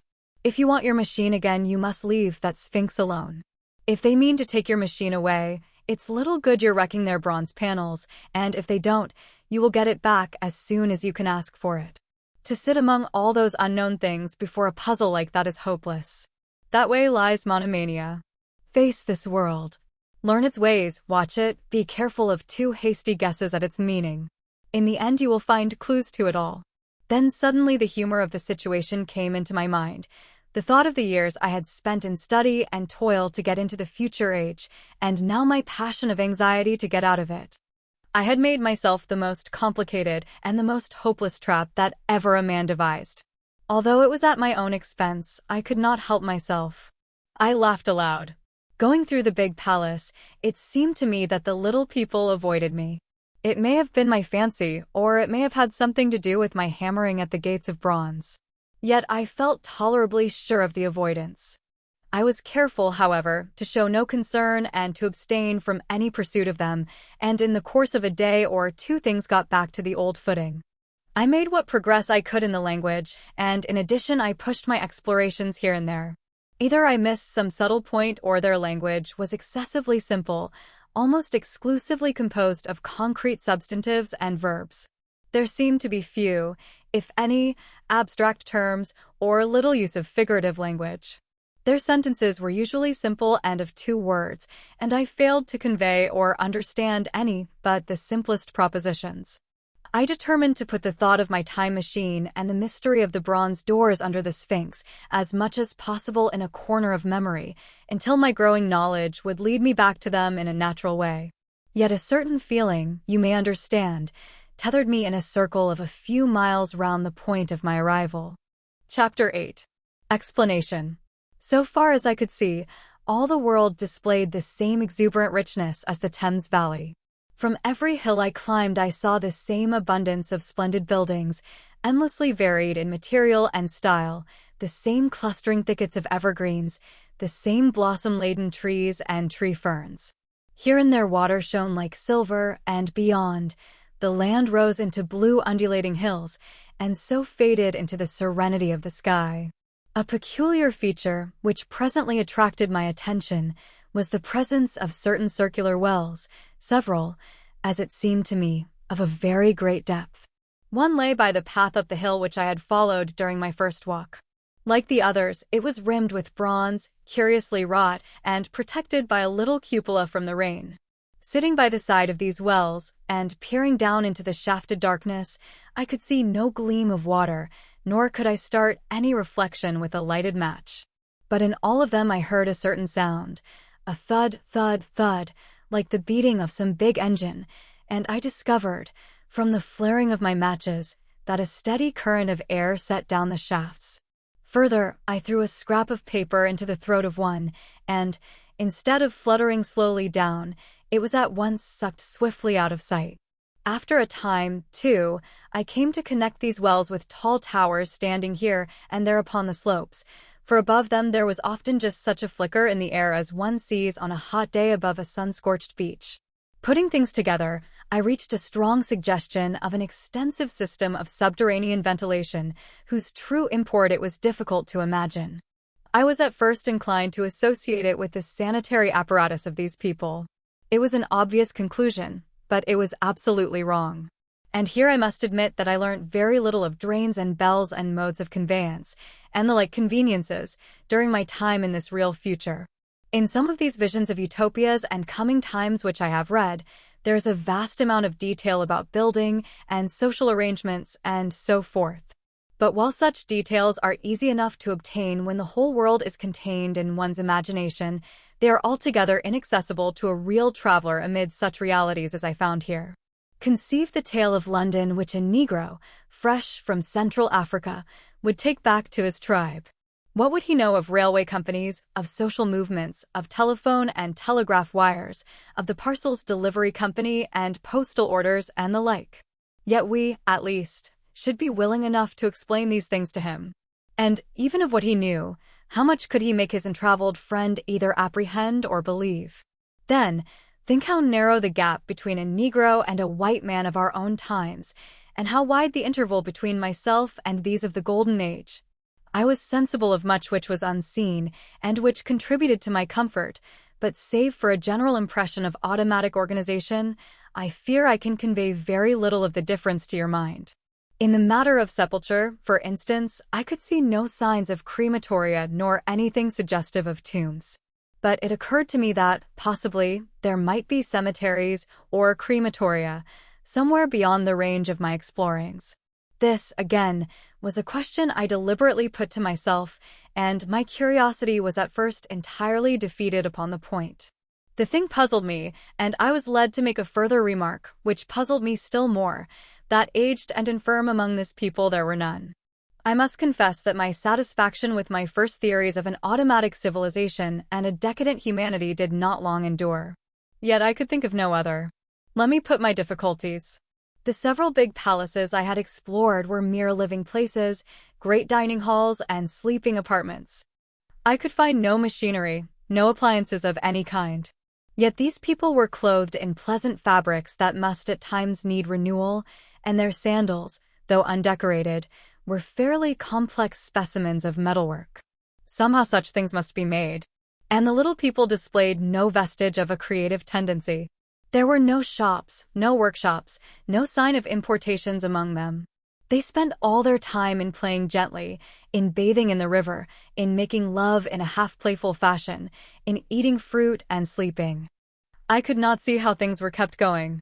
Then, again, about the time machine, something, I knew not what, had taken it into the hollow pedestal of the White Sphinx. Why? For the life of me I could not imagine. Those waterless wells, too, those flickering pillars. I felt I lacked a clue. I felt, how shall I put it? Suppose you found an inscription, with sentences here and there in excellent plain English, and interpolated therewith, others made up of words, of letters even, absolutely unknown to you? Well, on the third day of my visit, that was how the world of 802,701 presented itself to me. That day, too, I made a friend of a sort. It happened that, as I was watching some of the little people bathing in a shallow, one of them was seized with cramp and began drifting downstream. The main current ran rather swiftly, but not too strongly for even a moderate swimmer. It will give you an idea, therefore, of the strange deficiency in these creatures, when I tell you that none made the slightest attempt to rescue the weakly crying little thing which was drowning before their eyes. When I realized this, I hurriedly slipped off my clothes, and, wading in at a point lower down, I caught the poor mite and drew her safe to land. A little rubbing of the limbs soon brought her round, and I had the satisfaction of seeing she was all right before I left her. I had got to such a low estimate of her kind that I did not expect any gratitude from her. In that, however, I was wrong. This happened in the morning. In the afternoon, I met my little woman, as I believe it was, as I was returning towards my center from an exploration, and she received me with cries of delight and presented me with a big garland of flowers, evidently made for me and me alone. The thing took my imagination. Very possibly I had been feeling desolate. At any rate, I did my best to display my appreciation of the gift. We were soon seated together in a little stone arbor, engaged in conversation, chiefly of smiles. The creature's friendliness affected me exactly as a child's might have done. We passed each other flowers, and she kissed my hands. I did the same to hers. Then I tried talk, and found that her name was Weena, which, though I don't know what it meant, somehow seemed appropriate enough. That was the beginning of a queer friendship which lasted a week and ended, as I will tell you. She was exactly like a child. She wanted to be with me always. She tried to follow me everywhere, and on my next journey out and about it went to my heart to tire her down and leave her at last, exhausted and calling after me rather plaintively. But the problems of the world had to be mastered. I had not, I said to myself, come into the future to carry on a miniature flirtation. Yet her distress when I left her was very great, her expostulations at the parting were sometimes frantic, and I think, altogether, I had as much trouble as comfort from her devotion. Nevertheless, she was, somehow, a very great comfort. I thought it was mere childish affection that made her cling to me. Until it was too late, I did not clearly know what I had inflicted upon her when I left her. Nor until it was too late did I clearly understand what she was to me. For, by merely seeming fond of me, and showing in her weak, futile way that she cared for me, the little doll of a creature presently gave my return to the neighborhood of the White Sphinx almost the feeling of coming home. And I would watch for her tiny figure of white and gold so soon as I came over the hill. It was from her, too, that I learnt that fear had not yet left the world. She was fearless enough in the daylight, and she had the oddest confidence in me. For once, in a foolish moment, I made threatening grimaces at her, and she simply laughed at them. But she dreaded the dark, dreaded shadows, dreaded black things. Darkness to her was the one thing dreadful. It was a singularly passionate emotion, and it set me thinking and observing. I discovered then, among other things, that these little people gathered into the great houses after dark and slept in droves. To enter upon them without a light was to put them into a tumult of apprehension. I never found one out of doors, or one sleeping alone within doors after dark. Yet I was still such a blockhead that I missed the lesson of that fear, and in spite of Weena's distress, I insisted upon sleeping away from these slumbering multitudes. It troubled her greatly, but in the end her odd affection for me triumphed, and for 5 of the nights of our acquaintance, including the last night of all, she slept with her head pillowed on my arm. But my story slips away from me as I speak of her. It must have been the night before her rescue that I was awakened about dawn. I had been restless, dreaming most disagreeably that I was drowned, and that sea anemones were feeling over my face with their soft palps. I woke with a start, and with an odd fancy that some grayish animal had just rushed out of the chamber. I tried to get to sleep again, but I felt restless and uncomfortable. It was that dim gray hour when things are just creeping out of darkness, when everything is colorless and clear-cut, and yet unreal. I got up and went down into the great hall, and so out upon the flagstones in front of the palace. I thought I would make a virtue of necessity and see the sunrise. The moon was setting, and the dying moonlight and the first pallor of dawn were mingled in a ghastly half-light. The bushes were inky black, the ground a somber gray, the sky colorless and cheerless. And up the hill I thought I could see ghosts. Several times, as I scanned the slope, I saw white figures. Twice I fancied I saw a solitary white, ape-like creature running rather quickly up the hill, and once near the ruins I saw a leash of them carrying some dark body. They moved hastily. I did not see what became of them. It seemed that they vanished among the bushes. The dawn was still indistinct, you must understand. I was feeling that chill, uncertain, early morning feeling you may have known. I doubted my eyes. As the eastern sky grew brighter, and the light of the day came on and its vivid coloring returned upon the world once more, I scanned the view keenly. But I saw no vestige of my white figures. They were mere creatures of the half-light. They must have been ghosts, I said. I wonder whence they dated. For a queer notion of Grant Allen's came into my head and amused me. If each generation die and leave ghosts, he argued, the world at last will get overcrowded with them. On that theory, they would have grown innumerable some 800,000 years hence, and it was no great wonder to see 4 at once. But the jest was unsatisfying, and I was thinking of these figures all the morning, until Weena's rescue drove them out of my head. I associated them in some indefinite way with the white animal I had startled in my first passionate search for the time machine. But Weena was a pleasant substitute. Yet all the same, they were soon destined to take far deadlier possession of my mind. I think I have said how much hotter than our own was the weather of this golden age. I cannot account for it. It may be that the sun was hotter or the earth nearer the sun. It is usual to assume that the sun will go on cooling steadily in the future, but people, unfamiliar with such speculations as those of the younger Darwin, forget that the planets must ultimately fall back one by one into the parent body.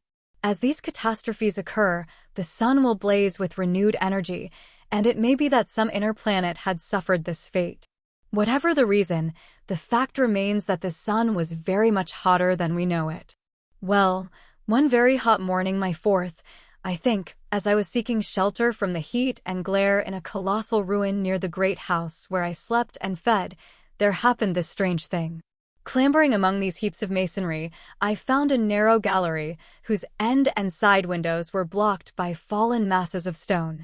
By contrast with the brilliancy outside, it seemed at first impenetrably dark to me. I entered it groping, for the change from light to blackness made spots of color swim before me. Suddenly I halted spellbound.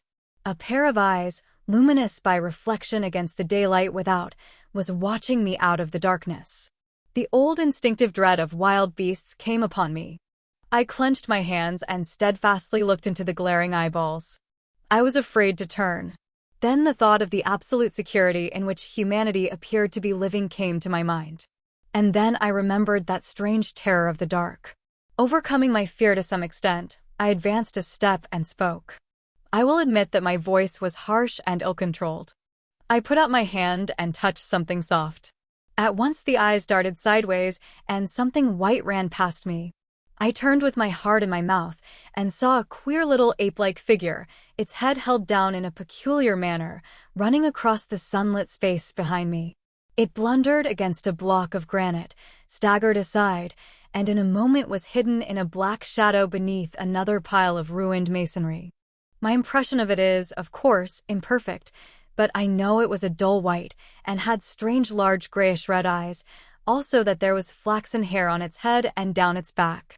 But, as I say, it went too fast for me to see distinctly. I cannot even say whether it ran on all fours or only with its forearms held very low. After an instant's pause, I followed it into the second heap of ruins.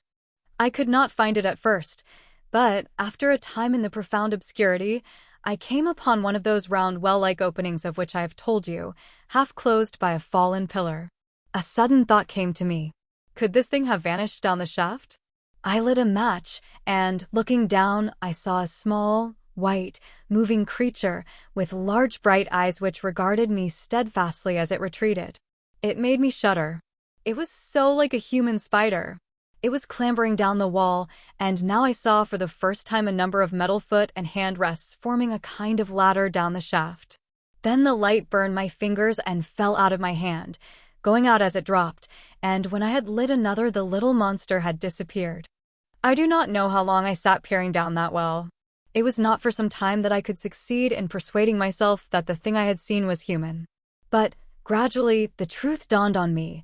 That man had not remained one species, but had differentiated into two distinct animals, that my graceful children of the upper world were not the sole descendants of our generation, but that this bleached, obscene, nocturnal thing, which had flashed before me, was also heir to all the ages.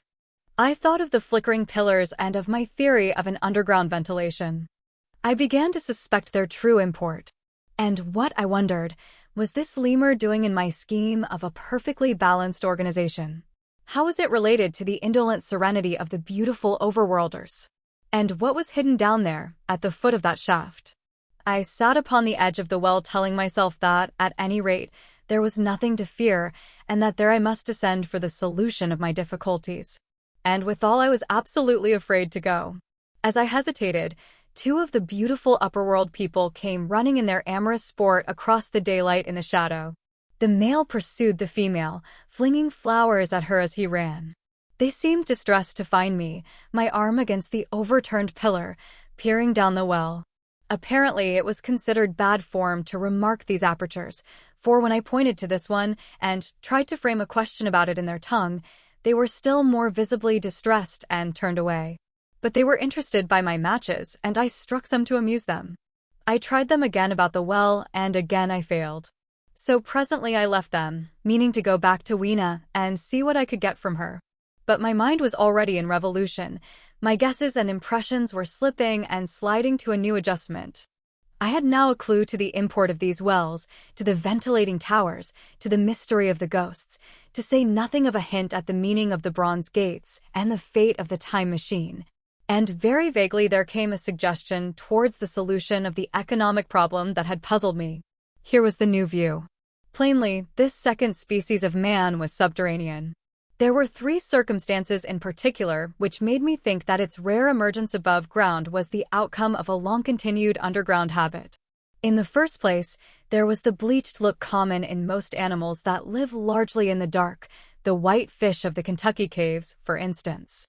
Then, those large eyes, with that capacity for reflecting light, are common features of nocturnal things, witness the owl and the cat.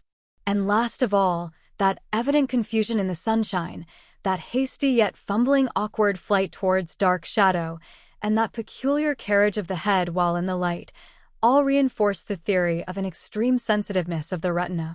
Beneath my feet, then, the earth must be tunneled enormously, and these tunnelings were the habitat of the new race.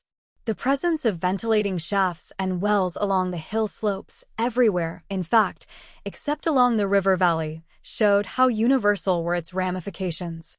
What's so natural, then, as to assume that it was in this artificial underworld that such work as was necessary to the comfort of the daylight race was done? The notion was so plausible that I at once accepted it, and went on to assume the how of the splitting of the human species. I dare say you will anticipate the shape of my theory, though, for myself, I very soon felt that it fell far short of the truth. At first, proceeding from the problems of our own age, it seemed clear as daylight to me that the gradual widening of the present merely temporary and social difference between the capitalist and the laborer was the key to the whole position. No doubt it will seem grotesque enough to you, and wildly incredible, and yet even now there are existing circumstances to point that way. There is a tendency to utilize underground space for the less ornamental purposes of civilization. There is the Metropolitan Railway in London, for instance. There are new electric railways. There are subways. There are underground workrooms and restaurants, and they increase and multiply. Evidently, I thought, this tendency had increased till industry had gradually lost its birthright in the sky. I mean that it had gone deeper and deeper into larger and ever larger underground factories, spending a still increasing amount of its time therein, till, in the end. Even now, does not an East End worker live in such artificial conditions as practically to be cut off from the natural surface of the earth? Again, the exclusive tendency of richer people, due, no doubt, to the increasing refinement of their education, and the widening gulf between them and the rude violence of the poor, is already leading to the closing, in their interest, of considerable portions of the surface of the land. About London, for instance, perhaps half the prettier country is shut in against intrusion.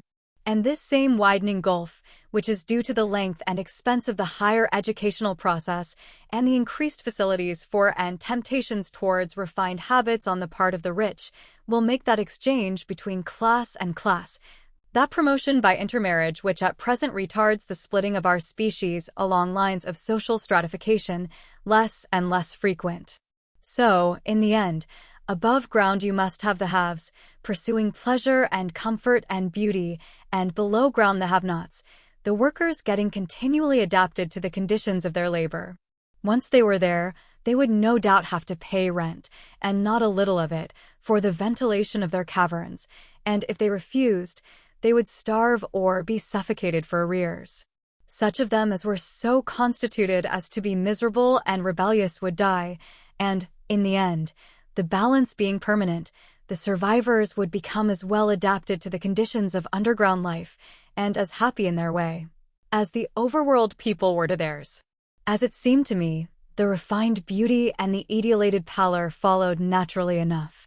The great triumph of humanity I had dreamed of took a different shape in my mind. It had been no such triumph of moral education and general cooperation as I had imagined. Instead, I saw a real aristocracy, armed with a perfected science and working to a logical conclusion the industrial system of today. Its triumph had not been simply a triumph over nature, but a triumph over nature and the fellow man. This, I must warn you, was my theory at the time. I had no convenient cicerone in the pattern of the utopian books. My explanation may be absolutely wrong. I still think it is the most plausible one.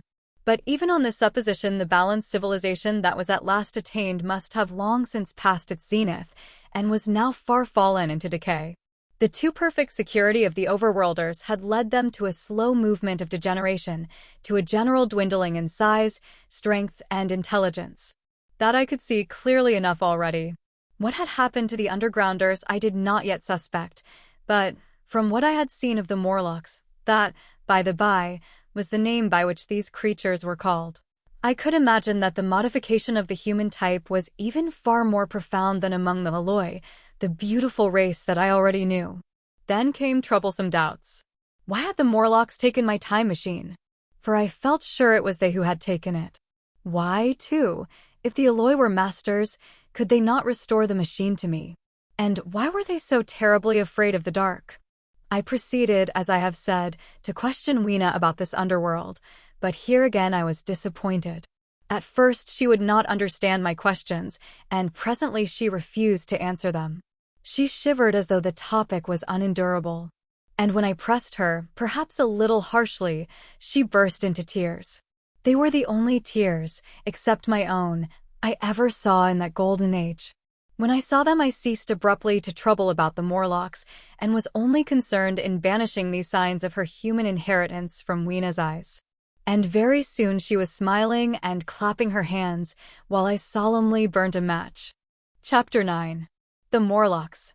It may seem odd to you, but it was 2 days before I could follow up the newfound clue in what was manifestly the proper way. I felt a peculiar shrinking from those pallid bodies. They were just the half-bleached color of the worms and things one sees preserved in spirit in a zoological museum. And they were filthily cold to the touch.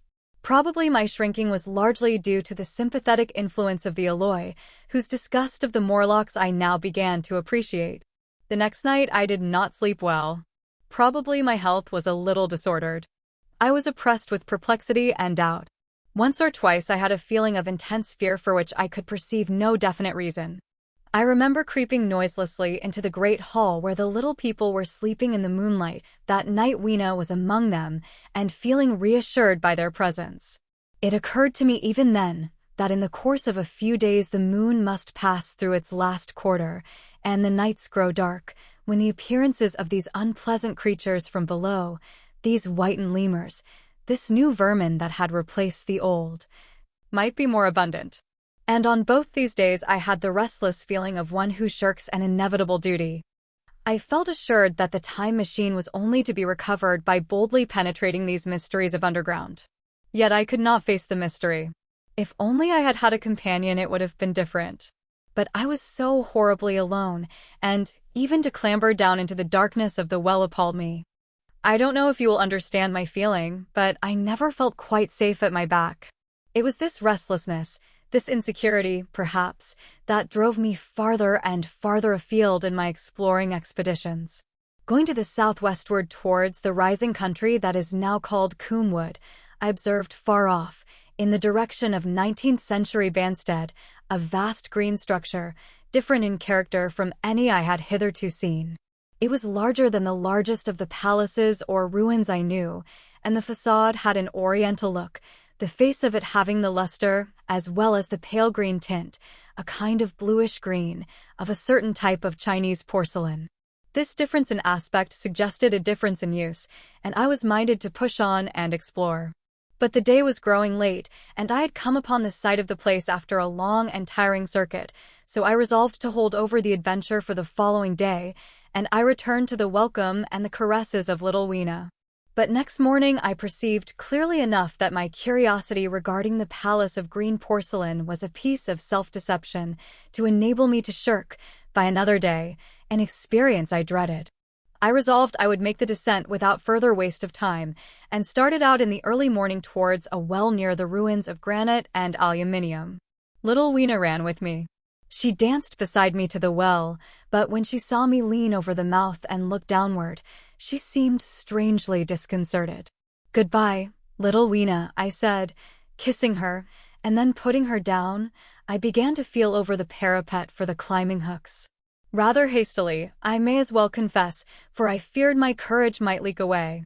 At first she watched me in amazement. Then she gave a most piteous cry, and running to me, she began to pull at me with her little hands. I think her opposition nerved me rather to proceed. I shook her off, perhaps a little roughly, and in another moment I was in the throat of the well. I saw her agonized face over the parapet and smiled to reassure her. Then I had to look down at the unstable hooks to which I clung. I had to clamber down a shaft of perhaps 200 yards. The descent was effected by means of metallic bars projecting from the sides of the well, and these being adapted to the needs of a creature much smaller and lighter than myself, I was speedily cramped and fatigued by the descent. And not simply fatigued. One of the bars bent suddenly under my weight and almost swung me off into the blackness beneath. For a moment I hung by one hand, and after that experience I did not dare to rest again.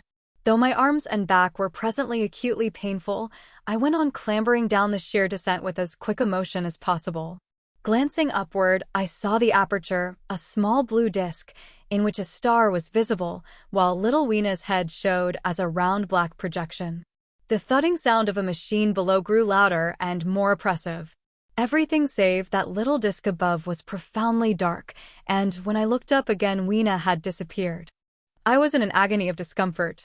I had some thought of trying to go up the shaft again and leave the underworld alone. But even while I turned this over in my mind, I continued to descend. At last, with intense relief, I saw dimly coming up, a foot to the right of me, a slender loophole in the wall. Swinging myself in, I found it was the aperture of a narrow horizontal tunnel in which I could lie down and rest. It was not too soon. My arms ached, my back was cramped, and I was trembling with the prolonged terror of a fall. Besides this, the unbroken darkness had had a distressing effect upon my eyes. The air was full of the throb and hum of machinery pumping air down the shaft. I do not know how long I lay. I was aroused by a soft hand touching my face. Starting up in the darkness, I snatched at my matches and, hastily striking one, I saw 3 stooping white creatures similar to the one I had seen above ground in the ruin, hastily retreating before the light. Living, as they did, in what appeared to me impenetrable darkness, their eyes were abnormally large and sensitive, just as are the pupils of the abysmal fishes, and they reflected the light in the same way. I have no doubt they could see me in that rayless obscurity, and they did not seem to have any fear of me apart from the light. But so soon as I struck a match in order to see them, they fled incontinently, vanishing into dark gutters and tunnels, from which their eyes glared at me in the strangest fashion. I tried to call to them, but the language they had was apparently different from that of the overworld people, so that I was needs left to my own unaided efforts, and the thought of flight before exploration was even then in my mind. But I said to myself, you are in for it now, and, feeling my way along the tunnel, I found the noise of machinery grow louder. Presently the walls fell away from me, and I came to a large open space, and striking another match, saw that I had entered a vast arched cavern, which stretched into utter darkness beyond the range of my light. The view I had of it was as much as one could see in the burning of a match. Necessarily my memory is vague. Great shapes like big machines rose out of the dimness and cast grotesque black shadows, in which dim spectral Morlocks sheltered from the glare. The place, by the by, was very stuffy and oppressive, and the faint halitus of freshly shed blood was in the air. Some way down the central vista was a little table of white metal, laid with what seemed a meal. The Morlocks at any rate were carnivorous. Even at the time, I remember wondering what large animal could have survived to furnish the red joint I saw. It was all very indistinct, the heavy smell, the big unmeaning shapes, the obscene figures lurking in the shadows, and only waiting for the darkness to come at me again. Then the match burnt down, and stung my fingers, and fell, a wriggling red spot in the blackness. I have thought since how particularly ill-equipped I was for such an experience. When I had started with the time machine, I had started with the absurd assumption that the men of the future would certainly be infinitely ahead of ourselves in all their appliances. I had come without arms, without medicine, without anything to smoke. At times I missed tobacco frightfully, even without enough matches. If only I had thought of a kodak. I could have flashed that glimpse of the underworld in a second, and examined it at leisure. But, as it was, I stood there with only the weapons and the powers that nature had endowed me with: hands, feet, and teeth, these, and 4 safety matches that still remained to me. I was afraid to push my way in among all this machinery in the dark, and it was only with my last glimpse of light I discovered that my store of matches had run low. It had never occurred to me until that moment that there was any need to economize them, and I had wasted almost half the box in astonishing the overworlders, to whom fire was a novelty. Now, as I say, I had 4 left, and while I stood in the dark, a hand touched mine, lank fingers came feeling over my face, and I was sensible of a peculiar unpleasant odor. I fancied I heard the breathing of a crowd of those dreadful little beings about me. I felt the box of matches in my hand being gently disengaged, and other hands behind me plucking at my clothing. The sense of these unseen creatures examining me was indescribably unpleasant. The sudden realization of my ignorance of their ways of thinking and doing came home to me very vividly in the darkness. I shouted at them as loudly as I could. They started away, and then I could feel them approaching me again. They clutched at me more boldly, whispering odd sounds to each other. I shivered violently and shouted again rather discordantly. This time they were not so seriously alarmed, and they made a queer laughing noise as they came back at me. I will confess I was horribly frightened. I determined to strike another match and escape under the protection of its glare. I did so, and eking out the flicker with a scrap of paper from my pocket, I made good my retreat to the narrow tunnel. But I had scarce entered this when my light was blown out, and in the blackness I could hear the Morlocks rustling like wind among leaves, and pattering like the rain as they hurried after me. In a moment I was clutched by several hands, and there was no mistaking that they were trying to haul me back. I struck another light and waved it in their dazzled faces. You can scarce imagine how nauseatingly inhuman they looked, those pale, chinless faces and great, lidless, pinkish-gray eyes, as they stared in their blindness and bewilderment. But I did not stay to look, I promise you. I retreated again, and when my second match had ended, I struck my third. It had almost burned through when I reached the opening into the shaft. I lay down on the edge, for the throb of the great pump below made me giddy. Then I felt sideways for the projecting hooks, and as I did so, my feet were grasped from behind, and I was violently tugged backward. I lit my last match, and it incontinently went out. But I had my hand on the climbing bars now, and, kicking violently, I disengaged myself from the clutches of the Morlocks, and was speedily clambering up the shaft, while they stayed peering and blinking up at me. All but one little wretch who followed me for some way, and well-nigh secured my boot as a trophy. That climb seemed interminable to me. With the last 20 or 30 feet of it, a deadly nausea came upon me. I had the greatest difficulty in keeping my hold. The last few yards was a frightful struggle against this faintness. Several times my head swam, and I felt all the sensations of falling. At last, however, I got over the well-mouth somehow, and staggered out of the ruin into the blinding sunlight. I fell upon my face. Even the soil smelt sweet and clean. Then I remember Weena kissing my hands and ears, and the voices of others among the Eloi. Then, for a time, I was insensible. Chapter 10. When night came. Now, indeed, I seemed in a worse case than before. Hitherto, except during my night's anguish at the loss of the time machine, I had felt a sustaining hope of ultimate escape, but that hope was staggered by these new discoveries.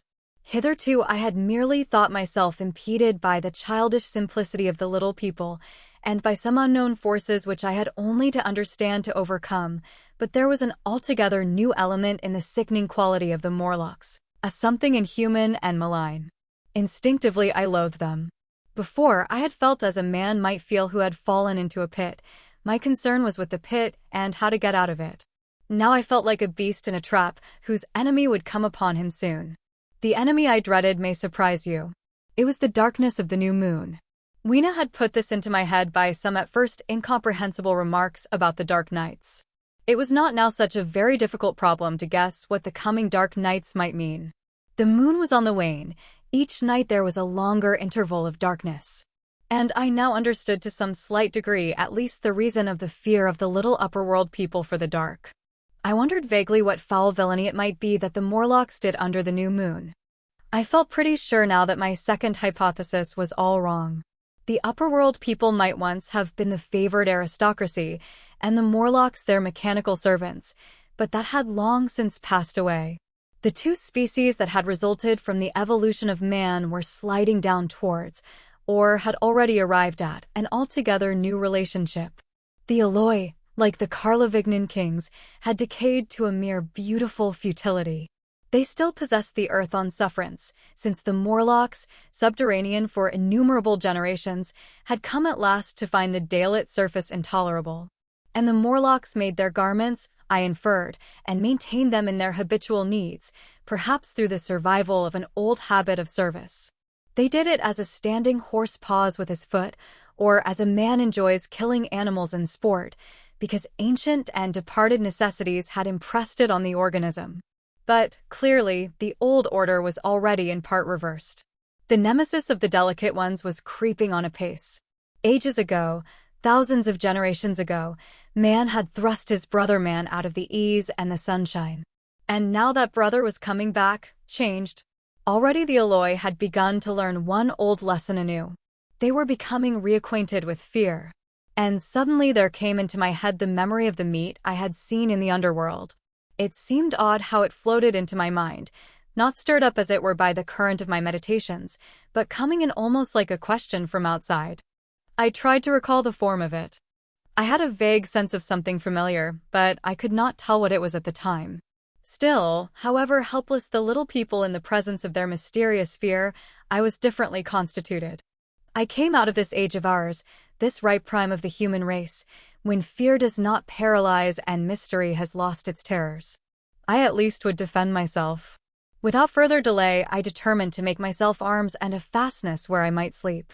With that refuge as a base, I could face this strange world with some of that confidence I had lost in realizing to what creatures night by night I lay exposed.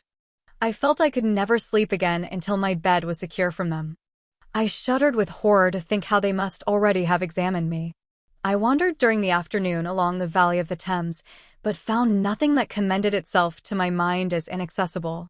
All the buildings and trees seemed easily practicable to such dexterous climbers as the Morlocks, to judge by their wells, must be. Then the tall pinnacles of the palace of green porcelain and the polished gleam of its walls came back to my memory, and in the evening, taking Weena like a child upon my shoulder, I went up the hills towards the southwest. The distance, I had reckoned, was 7 or 8 miles, but it must have been nearer 18. I had first seen the place on a moist afternoon when distances are deceptively diminished. In addition, the heel of one of my shoes was loose, and a nail was working through the sole. They were comfortable old shoes I wore about indoors, so that I was lame. And it was already long past sunset when I came in sight of the palace, silhouetted black against the pale yellow of the sky. Weena had been hugely delighted when I began to carry her, but after a while she desired me to let her down, and ran along by the side of me, occasionally darting off on either hand to pick flowers to stick in my pockets. My pockets had always puzzled Weena, but at the last she had concluded that they were an eccentric kind of vases for floral decoration. At least she utilized them for that purpose. And that reminds me. In changing my jacket I found. The time traveler paused, put his hand into his pocket and silently placed 2 withered flowers, not unlike very large white mallows, upon the little table. Then he resumed his narrative. As the hush of evening crept over the world and we proceeded over the hill crest towards Wimbledon, Weena grew tired and wanted to return to the house of grey stone. But I pointed out the distant pinnacles of the palace of green porcelain to her and contrived to make her understand that we were seeking a refuge there from her fear. You know that great pause that comes upon things before the dusk? Even the breeze stops in the trees. To me there is always an air of expectation about that evening stillness. The sky was clear, remote, and empty save for a few horizontal bars far down in the sunset. Well, that night the expectation took the color of my fears. In that darkling calm my senses seemed preternaturally sharpened. I fancied I could even feel the hollowness of the ground beneath my feet, could, indeed, almost see through it the Morlocks on their anthill going hither and thither and waiting for the dark. In my excitement I fancied that they would receive my invasion of their burrows as a declaration of war. And why had they taken my time machine? So we went on in the quiet, and the twilight deepened into night. The clear blue of the distance faded, and one star after another came out. The ground grew dim and the trees black. Weena's fears and her fatigue grew upon her. I took her in my arms and talked to her and caressed her. Then, as the darkness grew deeper, she put her arms round my neck and, closing her eyes, tightly pressed her face against my shoulder. So we went down a long slope into a valley, and there in the dimness I almost walked into a little river. This I waded and went up the opposite side of the valley, past a number of sleeping houses, and by a statue, a faun, or some such figure, minus the head. Here too were acacias. So far I had seen nothing of the Morlocks, but it was yet early in the night, and the darker hours before the old moon rose were still to come. From the brow of the next hill I saw a thick wood spreading wide and black before me. I hesitated at this. I could see no end to it, either to the right or the left. Feeling tired, my feet, in particular, were very sore. I carefully lowered Weena from my shoulder as I halted, and sat down upon the turf. I could no longer see the palace of green porcelain, and I was in doubt of my direction. I looked into the thickness of the wood, and thought of what it might hide. Under that dense tangle of branches one would be out of sight of the stars. Even were there no other lurking danger, a danger I did not care to let my imagination loose upon, there would still be all the roots to stumble over and the tree boles to strike against. I was very tired, too, after the excitements of the day, so I decided that I would not face it, but would pass the night upon the open hill. Weena, I was glad to find, was fast asleep. I carefully wrapped her in my jacket and sat down beside her to wait for the moonrise. The hillside was quiet and deserted, but from the black of the wood there came now and then a stir of living things. Above me shone the stars, for the night was very clear. I felt a certain sense of friendly comfort in their twinkling. All the old constellations had gone from the sky, however. That slow movement which is imperceptible in 100 human lifetimes had long since rearranged them in unfamiliar groupings. But the Milky Way, it seemed to me, was still the same tattered streamer of stardust as of yore. Southward, as I judged it, was a very bright red star that was new to me. It was even more splendid than our own green Sirius. And amid all these scintillating points of light one bright planet shone kindly and steadily like the face of an old friend. Looking at these stars suddenly dwarfed my own troubles and all the gravities of terrestrial life.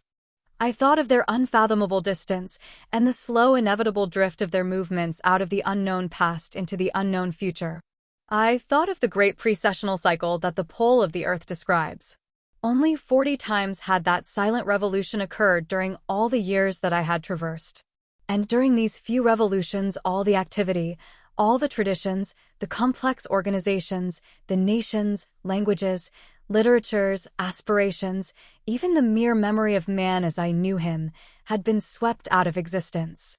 Instead were these frail creatures who had forgotten their high ancestry and the white things of which I went in terror.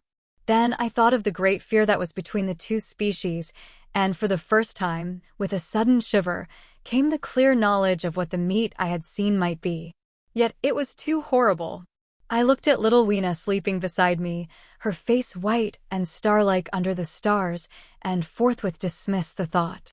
Through that long night I held my mind off the Morlocks as well as I could, and whiled away the time by trying to fancy I could find signs of the old constellations in the new confusion. The sky kept very clear, except for a hazy cloud or so. No doubt I dozed at times. Then, as my vigil wore on, came a faintness in the eastward sky, like the reflection of some colorless fire, and the old moon rose, thin and peaked and white. And close behind, and overtaking it, and overflowing it, the dawn came, pale at first and then growing pink and warm. No Morlocks had approached us.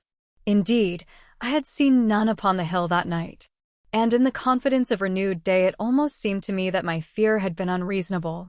I stood up and found my foot with the loose heel swollen at the ankle and painful under the heel, so I sat down again, took off my shoes, and flung them away.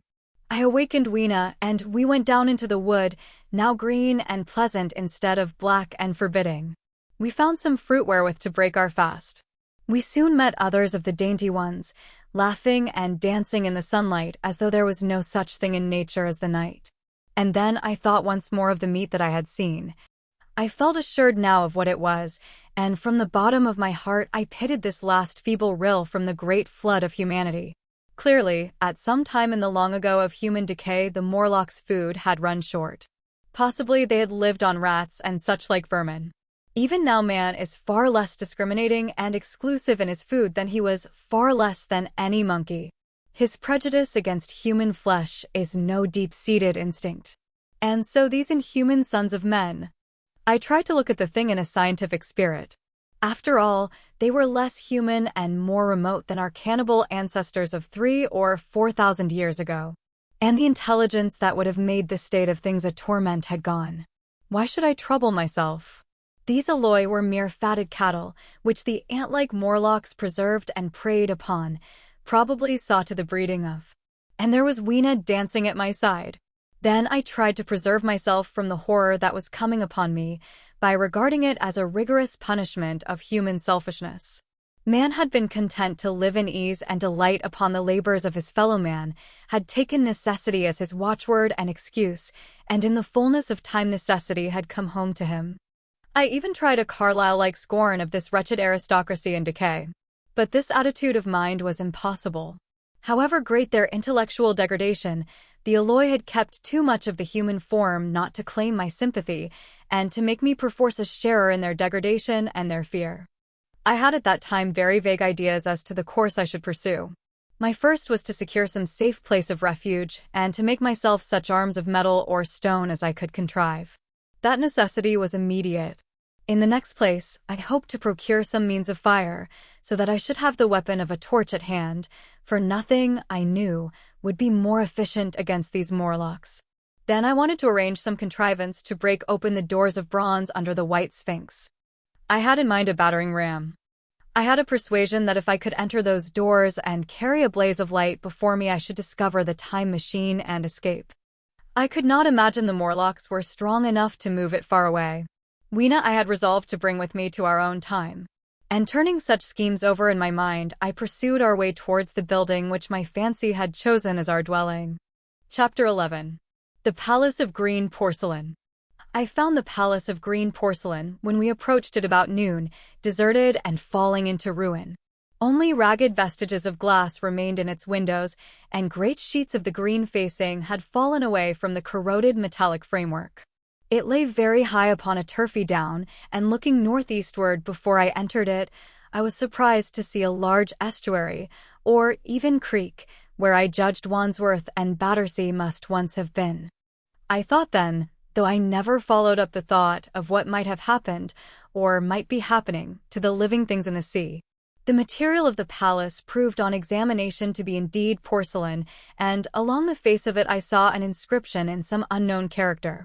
I thought, rather foolishly, that Weena might help me to interpret this, but I only learnt that the bare idea of writing had never entered her head. She always seemed to me, I fancy, more human than she was, perhaps because her affection was so human. Within the big valves of the door, which were open and broken, we found, instead of the customary hall, a long gallery lit by many side windows. At the first glance I was reminded of a museum. The tiled floor was thick with dust, and a remarkable array of miscellaneous objects was shrouded in the same gray covering. Then I perceived, standing strange and gaunt in the center of the hall, what was clearly the lower part of a huge skeleton. I recognized by the oblique feet that it was some extinct creature after the fashion of the megatherium. The skull and the upper bones lay beside it in the thick dust, and in one place, where rainwater had dropped through a leak in the roof, the thing itself had been worn away. Further in the gallery was the huge skeleton barrel of a brontosaurus. My museum hypothesis was confirmed. Going towards the side, I found what appeared to be sloping shelves, and clearing away the thick dust, I found the old familiar glass cases of our own time.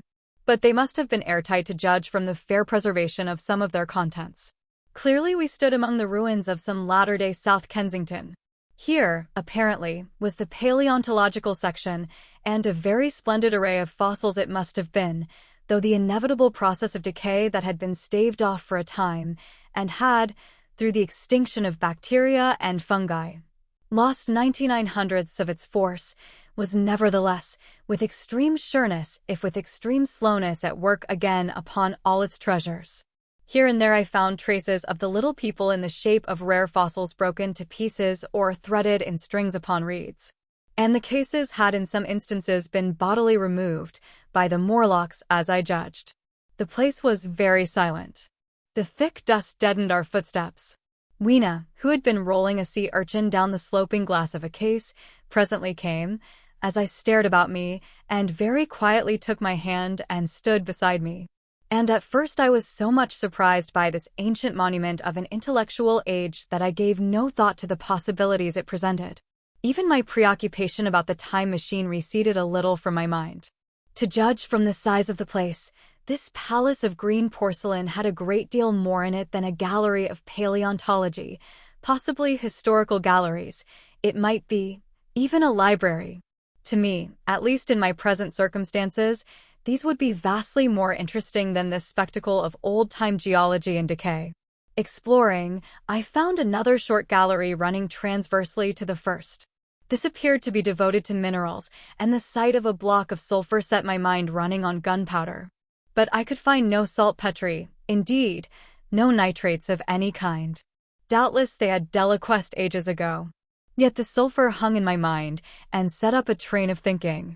As for the rest of the contents of that gallery, though on the whole they were the best preserved of all I saw, I had little interest.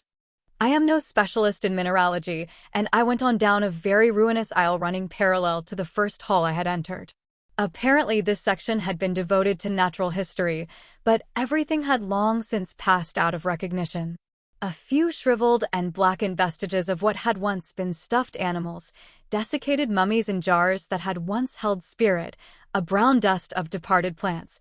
That was all. I was sorry for that, because I should have been glad to trace the patient readjustments by which the conquest of animated nature had been attained. Then we came to a gallery of simply colossal proportions, but singularly ill-lit, the floor of it running downward at a slight angle from the end at which I entered. At intervals white globes hung from the ceiling, many of them cracked and smashed, which suggested that originally the place had been artificially lit. Here I was more in my element, for rising on either side of me were the huge bulks of big machines, all greatly corroded and many broken down, but some still fairly complete. You know I have a certain weakness for mechanism, and I was inclined to linger among these, the more so as for the most part they had the interest of puzzles, and I could make only the vaguest guesses at what they were for. I fancied that if I could solve their puzzles I should find myself in possession of powers that might be of use against the Morlocks. Suddenly Weena came very close to my side. So suddenly that she startled me. Had it not been for her I do not think I should have noticed that the floor of the gallery sloped at all. Footnote: it may be, of course, that the floor did not slope, but that the museum was built into the side of a hill, ed. The end I had come in at was quite above ground, and was lit by rare slit-like windows. As you went down the length, the ground came up against these windows, until at last there was a pit like the area of a London house before each, and only a narrow line of daylight at the top. I went slowly along, puzzling about the machines, and had been too intent upon them to notice the gradual diminution of the light, until Weena's increasing apprehensions drew my attention. Then I saw that the gallery ran down at last into a thick darkness. I hesitated, and then, as I looked round me, I saw that the dust was less abundant and its surface less even. Further away towards the dimness, it appeared to be broken by a number of small narrow footprints. My sense of the immediate presence of the Morlocks revived at that. I felt that I was wasting my time in the academic examination of machinery. I called to mind that it was already far advanced in the afternoon, and that I had still no weapon, no refuge, and no means of making a fire. And then down in the remote blackness of the gallery I heard a peculiar pattering, and the same odd noises I had heard down the well. I took Weena's hand. Then, struck with a sudden idea, I left her and turned to a machine from which projected a lever not unlike those in a signal box. Clambering upon the stand, and grasping this lever in my hands, I put all my weight upon it sideways. Suddenly Weena, deserted in the central aisle, began to whimper. I had judged the strength of the lever pretty correctly, for it snapped after a minute's strain, and I rejoined her with a mace in my hand more than sufficient, I judged, for any Morlock skull I might encounter. And I longed very much to kill a Morlock or so. Very inhuman, you may think, to want to go killing one's own descendants. But it was impossible, somehow, to feel any humanity in the things. Only my disinclination to leave Weena, and a persuasion that if I began to slake my thirst for murder my time machine might suffer, restrained me from going straight down the gallery and killing the brutes I heard. Well, Mace in one hand and Weena in the other, I went out of that gallery and into another and still larger one, which at the first glance reminded me of a military chapel hung with tattered flags. The brown and charred rags that hung from the sides of it, I presently recognized as the decaying vestiges of books. They had long since dropped to pieces, and every semblance of print had left them. But here and there were warped boards and cracked metallic clasps that told the tale well enough. Had I been a literary man, I might, perhaps, have moralised upon the futility of all ambition. But as it was, the thing that struck me with keenest force was the enormous waste of labor to which this somber wilderness of rotting paper testified. At the time, I will confess that I thought chiefly of the philosophical transactions and my own 17 papers upon physical optics. Then, going up a broad staircase, we came to what may once have been a gallery of technical chemistry. And here I had not a little hope of useful discoveries. Except at one end where the roof had collapsed, this gallery was well preserved. I went eagerly to every unbroken case. And at last, in one of the really airtight cases, I found a box of matches. Very eagerly I tried them. They were perfectly good. They were not even damp. I turned to Weena. "Dance," I cried to her in her own tongue. For now I had a weapon indeed against the horrible creatures we feared. And so, in that derelict museum, upon the thick soft carpeting of dust, to Weena's huge delight, I solemnly performed a kind of composite dance, whistling the Land of the Leal as cheerfully as I could. In part it was a modest can-can, in part a step dance, in part a skirt dance, so far as my tailcoat permitted, and in part original. For I am naturally inventive, as you know.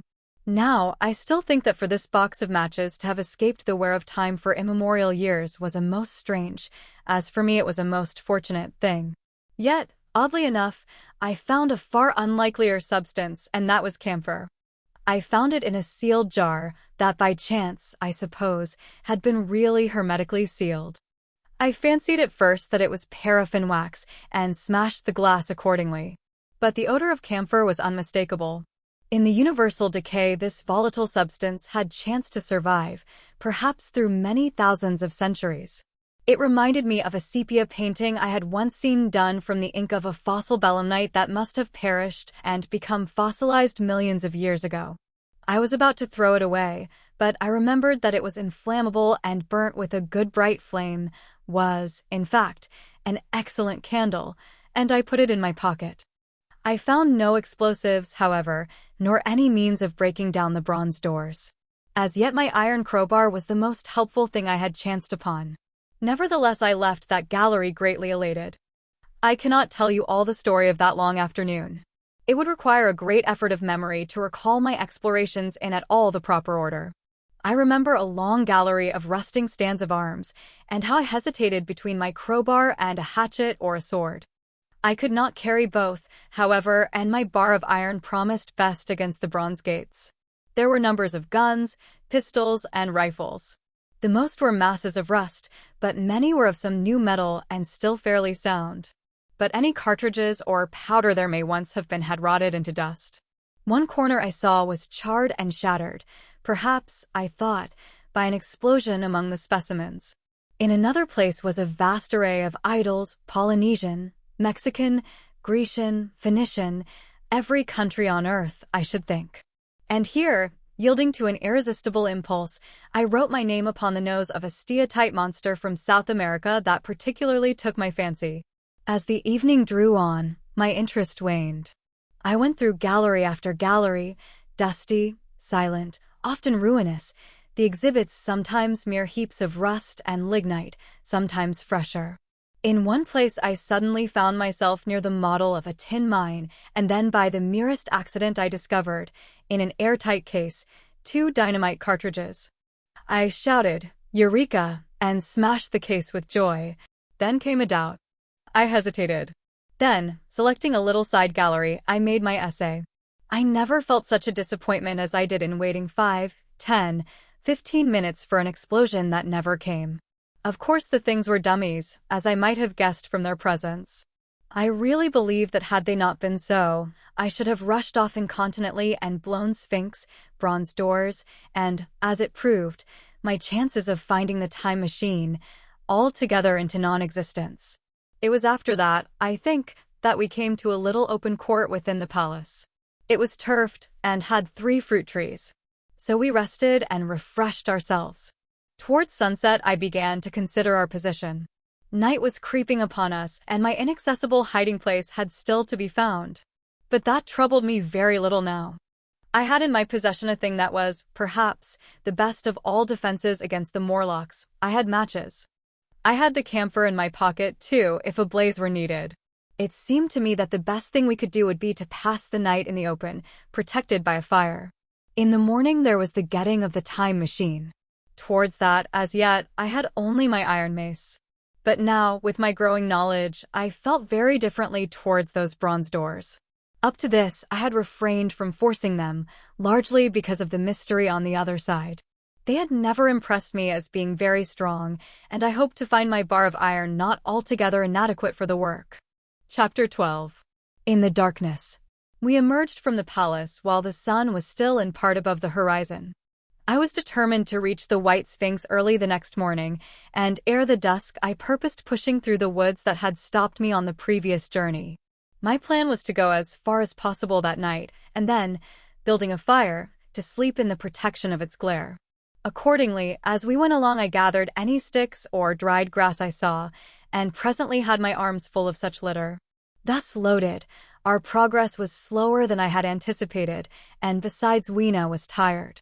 And I, also, began to suffer from sleepiness too, so that it was full night before we reached the wood. Upon the shrubby hill of its edge Weena would have stopped, fearing the darkness before us, but a singular sense of impending calamity, that should indeed have served me as a warning, drove me onward. I had been without sleep for a night and 2 days, and I was feverish and irritable. I felt sleep coming upon me, and the Morlocks with it. While we hesitated, among the black bushes behind us and dim against their blackness, I saw 3 crouching figures.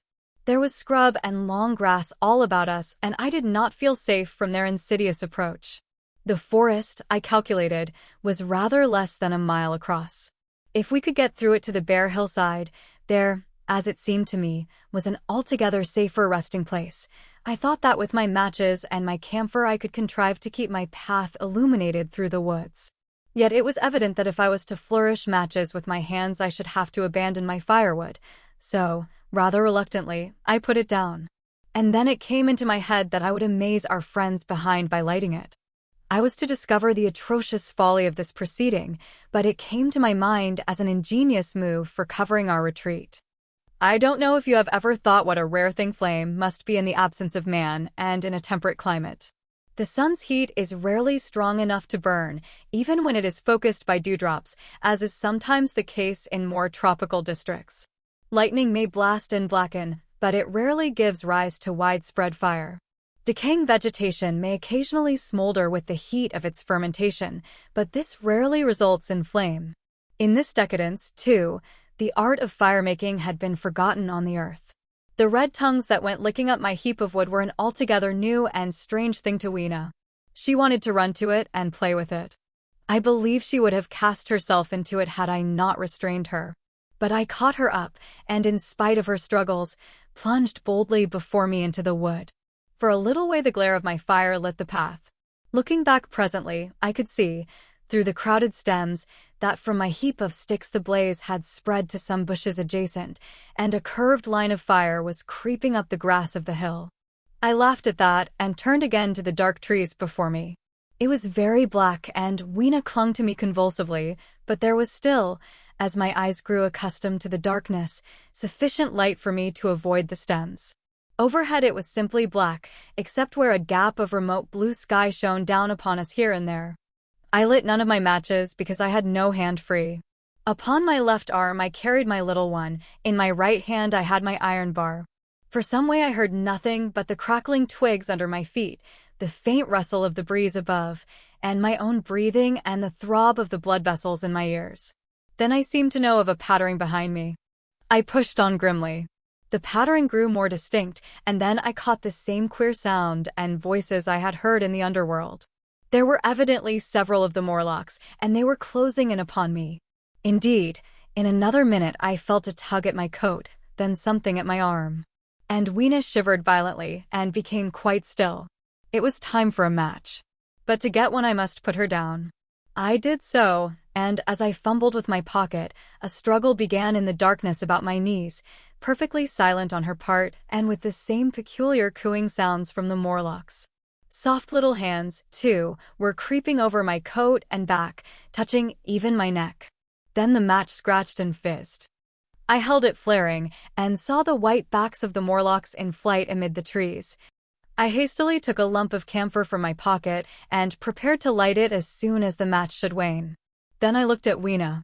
She was lying clutching my feet and quite motionless, with her face to the ground. With a sudden fright I stooped to her. She seemed scarcely to breathe. I lit the block of camphor and flung it to the ground, and as it split and flared up and drove back the Morlocks and the shadows, I knelt down and lifted her. The wood behind seemed full of the stir and murmur of a great company. She seemed to have fainted. I put her carefully upon my shoulder and rose to push on, and then there came a horrible realization. In maneuvering with my matches and Weena, I had turned myself about several times, and now I had not the faintest idea in what direction lay my path. For all I knew, I might be facing back towards the palace of green porcelain. I found myself in a cold sweat. I had to think rapidly what to do. I determined to build a fire and encamp where we were. I put Weena, still motionless, down upon a turfy bowl, and very hastily, as my first lump of camphor waned, I began collecting sticks and leaves. Here and there out of the darkness round me the Morlock's eyes shone like carbuncles. The camphor flickered and went out. I lit a match, and as I did so, two white forms that had been approaching Weena dashed hastily away. One was so blinded by the light that he came straight for me, and I felt his bones grind under the blow of my fist. He gave a whoop of dismay, staggered a little way, and fell down. I lit another piece of camphor and went on gathering my bonfire. Presently I noticed how dry was some of the foliage above me, for since my arrival on the time machine, a matter of a week, no rain had fallen. So, instead of casting about among the trees for fallen twigs, I began leaping up and dragging down branches. Very soon I had a choking smoky fire of green wood and dry sticks and could economize my camphor. Then I turned to where Weena lay beside my iron mace. I tried what I could to revive her, but she lay like one dead. I could not even satisfy myself whether or not she breathed. Now, the smoke of the fire beat over towards me, and it must have made me heavy of a sudden. Moreover, the vapor of camphor was in the air. My fire would not need replenishing for an hour or so. I felt very weary after my exertion and sat down. The wood, too, was full of a slumbrous murmur that I did not understand. I seemed just to nod and open my eyes. But all was dark, and the Morlocks had their hands upon me. Flinging off their clinging fingers, I hastily felt in my pocket for the matchbox, and it had gone. Then they gripped and closed with me again. In a moment I knew what had happened. I had slept, and my fire had gone out, and the bitterness of death came over my soul. The forest seemed full of the smell of burning wood. I was caught by the neck, by the hair, by the arms, and pulled down.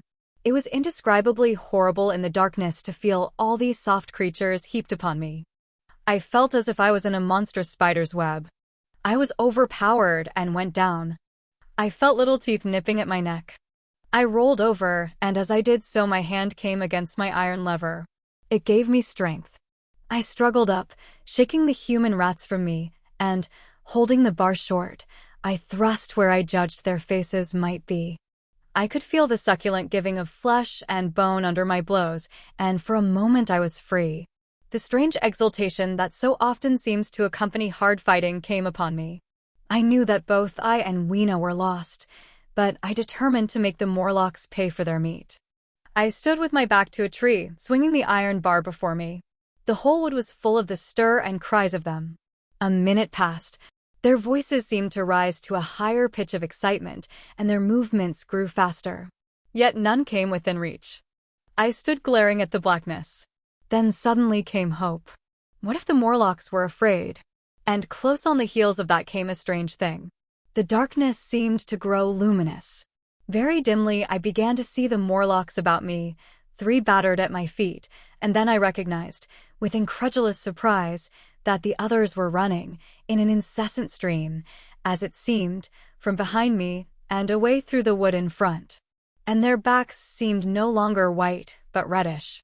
As I stood agape, I saw a little red spark go drifting across a gap of starlight between the branches and vanish.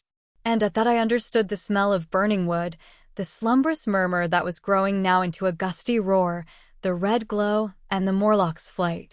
Stepping out from behind my tree and looking back, I saw, through the black pillars of the nearer trees, the flames of the burning forest. It was my first fire coming after me. With that I looked for Weena, but she was gone. The hissing and crackling behind me, the explosive thud as each fresh tree burst into flame, left little time for reflection. My iron bar still gripped, I followed in the Morlock's path. It was a close race. Once the flames crept forward so swiftly on my right as I ran that I was outflanked and had to strike off to the left. But at last I emerged upon a small open space, and as I did so, a Morlock came blundering towards me and past me and went on straight into the fire. And now I was to see the most weird and horrible thing, I think, of all that I beheld in that future age. This whole space was as bright as day with the reflection of the fire. In the center was a hillock or tumulus, surmounted by a scorched hawthorn. Beyond this was another arm of the burning forest, with yellow tongues already writhing from it, completely encircling the space with a fence of fire. Upon the hillside were some 30 or 40 Morlocks, dazzled by the light and heat, and blundering hither and thither against each other in their bewilderment. At first I did not realize their blindness, and struck furiously at them with my bar, in a frenzy of fear, as they approached me, killing one and crippling several more. But when I had watched the gestures of one of them groping under the hawthorn against the red sky, and heard their moans, I was assured of their absolute helplessness and misery in the glare, and I struck no more of them. Yet every now and then one would come straight towards me, setting loose a quivering horror that made me quick to elude him. At one time the flames died down somewhat, and I feared the foul creatures would presently be able to see me. I was thinking of beginning the fight by killing some of them before this should happen, but the fire burst out again brightly, and I stayed my hand. I walked about the hill among them and avoided them, looking for some trace of Weena. But Weena was gone. At last I sat down on the summit of the hillock and watched this strange, incredible company of blind things groping to and fro and making uncanny noises to each other as the glare of the fire beat on them. The coiling uprush of smoke streamed across the sky, and through the rare tatters of that red canopy, remote as though they belonged to another universe, shone the little stars. 2 or 3 Morlocks came blundering into me, and I drove them off with blows of my fists, trembling as I did so. For the most part of that night I was persuaded it was a nightmare. I bit myself and screamed in a passionate desire to awake.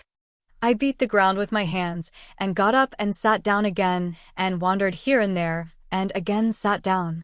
Then I would fall to rubbing my eyes and calling upon God to let me awake.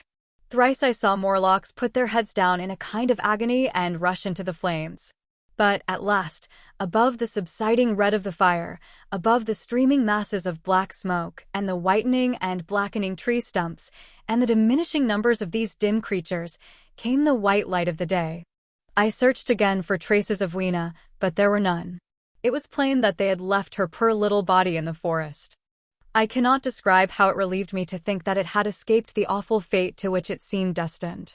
As I thought of that, I was almost moved to begin a massacre of the helpless abominations about me, but I contained myself. The hillock, as I have said, was a kind of island in the forest.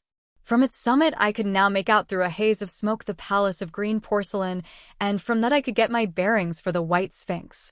And so, leaving the remnant of these damned souls still going hither and thither and moaning, as the day grew clearer, I tied some grass about my feet and limped on across smoking ashes and among black stems that still pulsated internally with fire, towards the hiding place of the time machine. I walked slowly, for I was almost exhausted, as well as lame, and I felt the intensest wretchedness for the horrible death of little Weena. It seemed an overwhelming calamity. Now, in this old familiar room, it is more like the sorrow of a dream than an actual loss. But that morning it left me absolutely lonely again, terribly alone. I began to think of this house of mine, of this fireside, of some of you, and with such thoughts came a longing that was pain. But as I walked over the smoking ashes under the bright morning sky, I made a discovery. In my trouser pocket were still some loose matches. The box must have leaked before it was lost. Chapter 13. The Trap of the White Sphinx. About 8 or 9 in the morning, I came to the same seat of yellow metal from which I had viewed the world upon the evening of my arrival. I thought of my hasty conclusions upon that evening and could not refrain from laughing bitterly at my confidence. Here was the same beautiful scene, the same abundant foliage, the same splendid palaces and magnificent ruins, the same silver river running between its fertile banks. The gay robes of the beautiful people moved hither and thither among the trees. Some were bathing in exactly the place where I had saved Weena, and that suddenly gave me a keen stab of pain. And like blots upon the landscape rose the cupolas above the ways to the underworld. I understood now what all the beauty of the overworld people covered. Very pleasant was their day, as pleasant as the day of the cattle in the field. Like the cattle, they knew of no enemies and provided against no needs. And their end was the same. I grieved to think how brief the dream of the human intellect had been. It had committed suicide.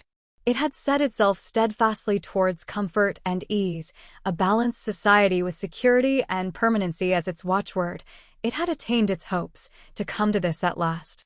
Once, life and property must have reached almost absolute safety. The rich had been assured of his wealth and comfort, the twaller assured of his life and work. No doubt in that perfect world there had been no unemployed problem, no social question left unsolved. And a great quiet had followed. It is a law of nature we overlook, that intellectual versatility is the compensation for change, danger, and trouble. An animal perfectly in harmony with its environment is a perfect mechanism. Nature never appeals to intelligence until habit and instinct are useless. There is no intelligence where there is no change and no need of change. Only those animals partake of intelligence that have to meet a huge variety of needs and dangers. So, as I see it, the upper-world man had drifted towards his feeble prettiness, and the underworld to mere mechanical industry. But that perfect state had lacked one thing even for mechanical perfection: absolute permanency. Apparently, as time went on, the feeding of an underworld, however it was effected, had become disjointed. Mother Necessity, who had been staved off for a few thousand years, came back again, and she began below. The underworld being in contact with machinery, which, however perfect, still needs some little thought-outside habit, had probably retained perforce rather more initiative, if less of every other human character, than the upper. And when other meat failed them, they turned to what old habit had hitherto forbidden. So I say I saw it in my last view of the world of 800 and 2701. It may be as wrong an explanation as mortal wit could invent. It is how the thing shaped itself to me, and as that I give it to you. After the fatigues, excitements, and terrors of the past days, and in spite of my grief, this seat and the tranquil view and the warm sunlight were very pleasant. I was very tired and sleepy, and soon my theorizing passed into dozing. Catching myself at that, I took my own hint, and spreading myself out upon the turf I had a long and refreshing sleep. I awoke a little before sunsetting. I now felt safe against being caught napping by the Morlocks, and, stretching myself, I came on down the hill towards the White Sphinx. I had my crowbar in one hand, and the other hand played with the matches in my pocket. And now came a most unexpected thing. As I approached the pedestal of the Sphinx, I found the bronze valves were open. They had slid down into grooves. At that I stopped short before them, hesitating to enter. Within was a small apartment, and on a raised place in the corner of this was the time machine. I had the small levers in my pocket. So here, after all my elaborate preparations for the siege of the White Sphinx, was a meek surrender. I threw my iron bar away, almost sorry not to use it. A sudden thought came into my head as I stooped towards the portal. For once, at least, I grasped the mental operations of the Morlocks. Suppressing a strong inclination to laugh, I stepped through the bronze frame and up to the time machine. I was surprised to find it had been carefully oiled and cleaned. I have suspected since that the Morlocks had even partially taken it to pieces while trying in their dim way to grasp its purpose. Now as I stood and examined it, Finding a pleasure in the mere touch of the contrivance, the thing I had expected happened. The bronze panels suddenly slid up and struck the frame with a clang. I was in the dark, trapped. So the Morlocks thought. At that I chuckled gleefully. I could already hear their murmuring laughter as they came towards me. Very calmly, I tried to strike the match. I had only to fix on the levers and depart then like a ghost. But I had overlooked one little thing. The matches were of that abominable kind that light only on the box. You may imagine how all my calm vanished. The little brutes were close upon me. One touched me. I made a sweeping blow in the dark at them with the levers, and began to scramble into the saddle of the machine. Then came one hand upon me and then another. Then I had simply to fight against their persistent fingers for my levers, and at the same time feel for the studs over which these fitted. One, indeed, they almost got away from me. As it slipped from my hand, I had to, but in the dark with my head, I could hear the Morlock's skull ring to recover it. It was a nearer thing than the fight in the forest, I think, this last scramble. But at last the lever was fixed and pulled over. The clinging hands slipped from me. The darkness presently fell from my eyes. I found myself in the same gray light and tumult I have already described. Chapter 14. The Further Vision. I have already told you of the sickness and confusion that comes with time traveling. And this time I was not seated properly in the saddle, but sideways and in an unstable fashion.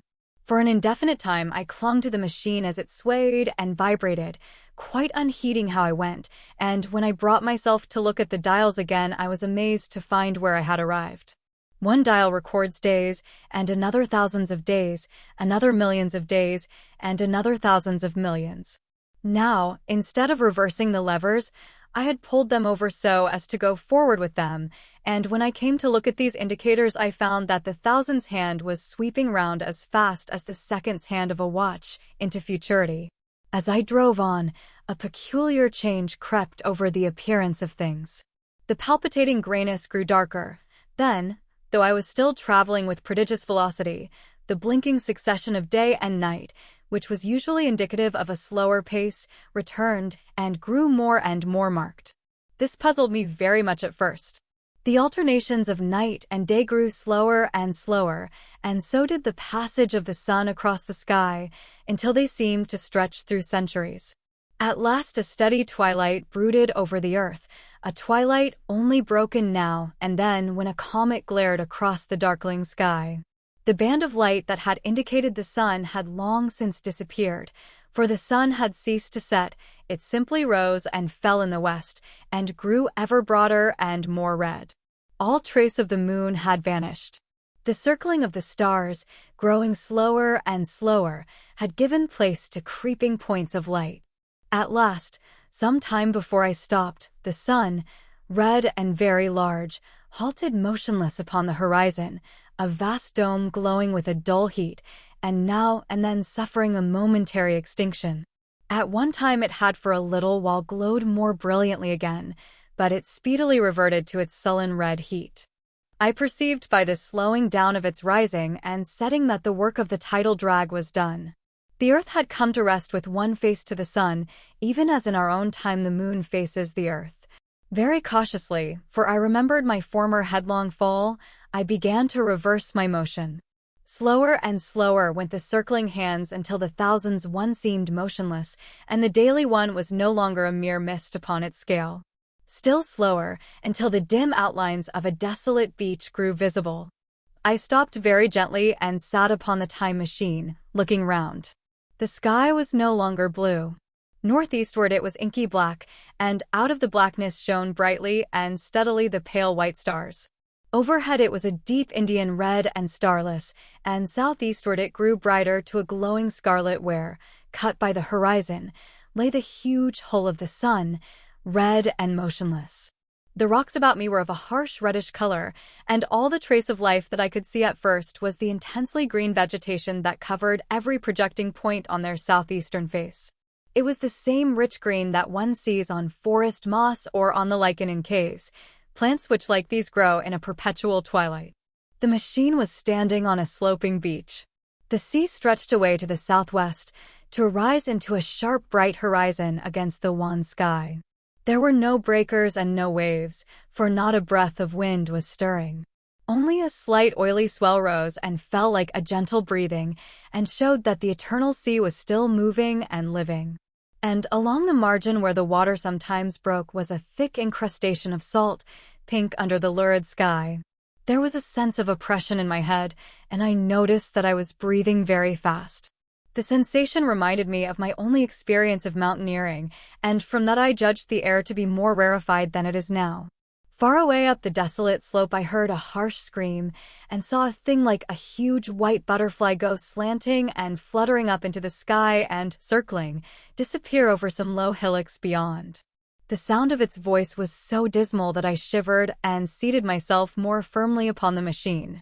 Looking round me again, I saw that, quite near, what I had taken to be a reddish mass of rock was moving slowly towards me. Then I saw the thing was really a monstrous crab-like creature. Can you imagine a crab as large as yonder table, with its many legs moving slowly and uncertainly, its big claws swaying, its long antennae, like carters' whips, waving and feeling, and its stalked eyes gleaming at you on either side of its metallic front?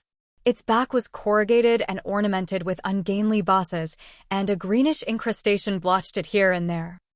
I could see the many palps of its complicated mouth flickering and feeling as it moved.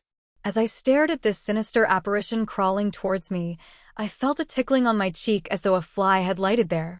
I tried to brush it away with my hand, but in a moment it returned, and almost immediately came another by my ear. I struck at this and caught something thread-like. It was drawn swiftly out of my hand. With a frightful qualm, I turned, and I saw that I had grasped the antenna of another monster crab that stood just behind me. Its evil eyes were wriggling on their stalks, its mouth was all alive with appetite, and its vast ungainly claws, smeared with an algal slime, were descending upon me. In a moment my hand was on the lever, and I had placed a month between myself and these monsters. But I was still on the same beach, and I saw them distinctly now as soon as I stopped. Dozens of them seemed to be crawling here and there, in the somber light, among the foliated sheets of intense green. I cannot convey the sense of abominable desolation that hung over the world. The red eastern sky, the northward blackness, the salt Dead Sea, the stony beach crawling with these foul, slow-stirring monsters, the uniform poisonous-looking green of the lichenous plants, the thin air that hurts one's lungs, all contributed to an appalling effect. I moved on 100 years, and there was the same red sun, a little larger, a little duller, the same dying sea, the same chill air, and the same crowd of earthy crustacea creeping in and out among the green weed and the red rocks.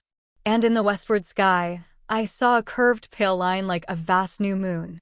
So I traveled, stopping ever and again, in great strides of 1,000 years or more, drawn on by the mystery of the earth's fate, watching with a strange fascination the sun grow larger and duller in the westward sky, and the life of the old earth ebb away. At last, more than 30 million years hence, the huge red-hot dome of the sun had come to obscure nearly a 10th part of the darkling heavens. Then I stopped once more, for the crawling multitude of crabs had disappeared, and the red beach, save for its livid green liverworts and lichens, seemed lifeless. And now it was flecked with white. A bitter cold assailed me. Rare white flakes ever and again came eddying down. To the northeastward, the glare of snow lay under the starlight of the sable sky, and I could see an undulating crest of hillocks pinkish white. There were fringes of ice along the sea margin, with drifting masses farther out, but the main expanse of that salt ocean, all bloody under the eternal sunset, was still unfrozen. I looked about me to see if any traces of animal life remained. A certain indefinable apprehension still kept me in the saddle of the machine. But I saw nothing moving in earth or sky or sea. The green slime on the rocks alone testified that life was not extinct. A shallow sandbank had appeared in the sea and the water had receded from the beach. I fancied I saw some black object flopping about upon this bank, but it became motionless as I looked at it, and I judged that my eye had been deceived, and that the black object was merely a rock. The stars in the sky were intensely bright and seemed to me to twinkle very little. Suddenly I noticed that the circular westward outline of the sun had changed, that a concavity, a bay, had appeared in the curve. I saw this grow larger. For a minute perhaps I stared aghast at this blackness that was creeping over the day, and then I realized that an eclipse was beginning. Either the moon or the planet Mercury was passing across the sun's disk. Naturally, at first I took it to be the moon, but there is much to incline me to believe that what I really saw was the transit of an inner planet passing very near to the Earth. The darkness grew apace, a cold wind began to blow in freshening gusts from the east, and the showering white flakes in the air increased in number. From the edge of the sea came a ripple and whisper. Beyond these lifeless sounds the world was silent. Silent? It would be hard to convey the stillness of it. All the sounds of man, the bleating of sheep, the cries of birds, the hum of insects, the stir that makes the background of our lives, all that was over. As the darkness thickened, the eddying flakes grew more abundant, dancing before my eyes, and the cold of the air more intense. At last, one by one, swiftly, one after the other, the white peaks of the distant hills vanished into blackness. The breeze rose to a moaning wind. I saw the black central shadow of the eclipse sweeping towards me. In another moment the pale stars alone were visible. All else was rayless obscurity. The sky was absolutely black. A horror of this great darkness came on me. The cold that smote to my marrow and the pain I felt in breathing overcame me. I shivered and a deadly nausea seized me. Then like a red-hot bow in the sky appeared the edge of the sun. I got off the machine to recover myself. I felt giddy and incapable of facing the return journey. As I stood sick and confused I saw again the moving thing upon the shoal. There was no mistake now that it was a moving thing against the red water of the sea.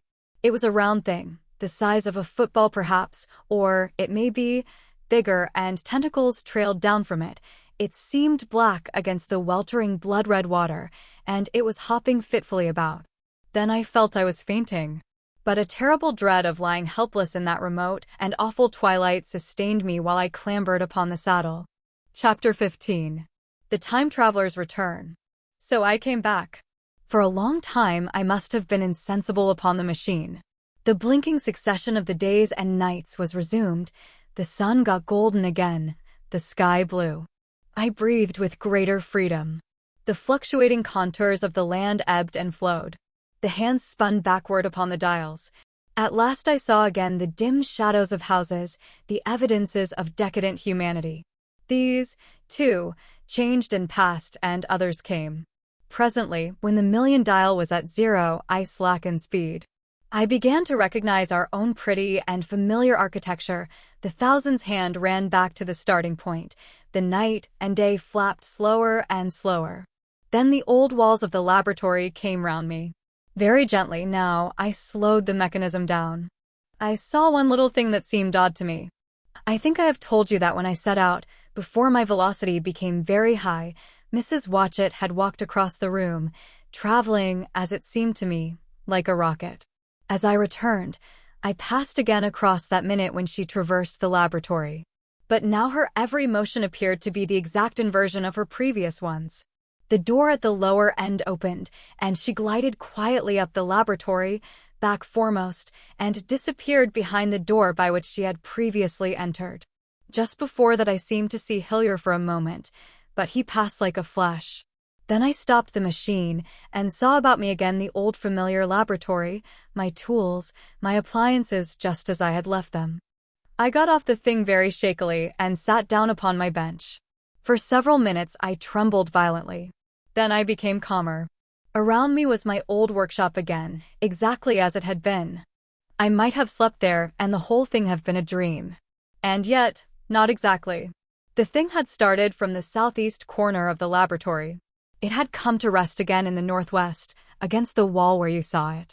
That gives you the exact distance from my little lawn to the pedestal of the White Sphinx, into which the Morlocks had carried my machine. For a time my brain went stagnant. Presently I got up and came through the passage here, limping, because my heel was still painful and feeling sorely begrimed. I saw the Pall Mall Gazette on the table by the door. I found the date was indeed today, and looking at the timepiece, saw the hour was almost 8 o'clock. I heard your voices and the clatter of plates. I hesitated. I felt so sick and weak. Then I sniffed good wholesome meat and opened the door on you. You know the rest. I washed and dined, and now I am telling you the story. Chapter 16. After the story. I know, he said, after a pause, that all this will be absolutely incredible to you, but to me the one incredible thing is that I am here tonight in this old familiar room looking into your friendly faces and telling you these strange adventures. He looked at the medical man. No. I cannot expect you to believe it. Take it as a lie or a prophecy. Say I dreamed it in the workshop. Consider I have been speculating upon the destinies of our race until I have hatched this fiction. Treat my assertion of its truth as a mere stroke of art to enhance its interest. And taking it as a story, what do you think of it? He took up his pipe and began, in his old accustomed manner, to tap with it nervously upon the bars of the grate. There was a momentary stillness. Then chairs began to creak and shoes to scrape upon the carpet. I took my eyes off the time traveler's face and looked round at his audience. They were in the dark, and little spots of color swam before them. The medical man seemed absorbed in the contemplation of our host. The editor was looking hard at the end of his cigar, the sixth. The journalist fumbled for his watch. The others, as far as I remember, were motionless. The editor stood up with a sigh. What a pity it is you're not a writer of stories, he said, putting his hand on the time traveler's shoulder. You don't believe it? Well, I thought not. The time traveler turned to us. Where are the matches? He said. He lit one and spoke over his pipe, puffing. To tell you the truth, I hardly believe it myself. And yet, his eye fell with a mute inquiry upon the withered white flowers upon the little table. Then he turned over the hand holding his pipe, and I saw he was looking at some half-healed scars on his knuckles. The medical man rose, came to the lamp, and examined the flowers. The genus seems odd, he said. The psychologist leant forward to see, holding out his hand for a specimen. I'm hanged if it isn't 1:45, said the journalist. How shall we get home? Plenty of cabs at the station, said the psychologist. It's a curious thing, said the medical man, but I certainly don't know the natural order of these flowers. May I have them? The time traveler hesitated. Then suddenly, certainly not. Where did you really get them? Said the medical man. The time traveler put his hand to his head. He spoke like one who was trying to keep hold of an idea that eluded him. They were put into my pocket by Weena when I traveled into time. He stared round the room. I'm damned if it isn't all going. This room and you and the atmosphere of every day is too much for my memory. Did I ever make a time machine or a model of a time machine? Or is it all only a dream? They say life is a dream, a precious poor dream at times, but I can't stand another that won't fit. It's madness. And where did the dream come from? I must look at that machine. If there is one. He caught up the lamp swiftly and carried it, flaring red, through the door into the corridor. We followed him. There in the flickering light of the lamp was the machine sure enough, squat, ugly, and askew, a thing of brass, ebony, ivory, and translucent glimmering quartz. Solid to the touch, for I put out my hand and felt the rail of it, and with brown spots and smears upon the ivory, and bits of grass and moss upon the lower parts, and one rail bent awry. The time traveler put the lamp down on the bench and ran his hand along the damaged rail. It's all right now, he said. The story I told you is true. I'm sorry to have brought you out here in the cold. He took up the lamp, and, in an absolute silence, we returned to the smoking room. He came into the hall with us and helped the editor on with his coat. The medical man looked into his face and, with a certain hesitation, told him he was suffering from overwork, at which he laughed hugely. I remember him standing in the open doorway, bawling good night. I shared a cab with the editor. He thought the tale a gaudy lie. For my own part, one was unable to come to a conclusion. The story was so fantastic and incredible, the telling so credible and sober. I lay awake most of the night thinking about it. I determined to go next day and see the time traveler again. I was told he was in the laboratory, and being on easy terms in the house, I went up to him. The laboratory, however, was empty. I stared for a minute at the time machine and put out my hand and touched the lever. At that, the squat, substantial-looking mass swayed like a bough shaken by the wind. Its instability startled me extremely, and I had a queer reminiscence of the childish days when I used to be forbidden to meddle. I came back through the corridor. The time traveler met me in the smoking room.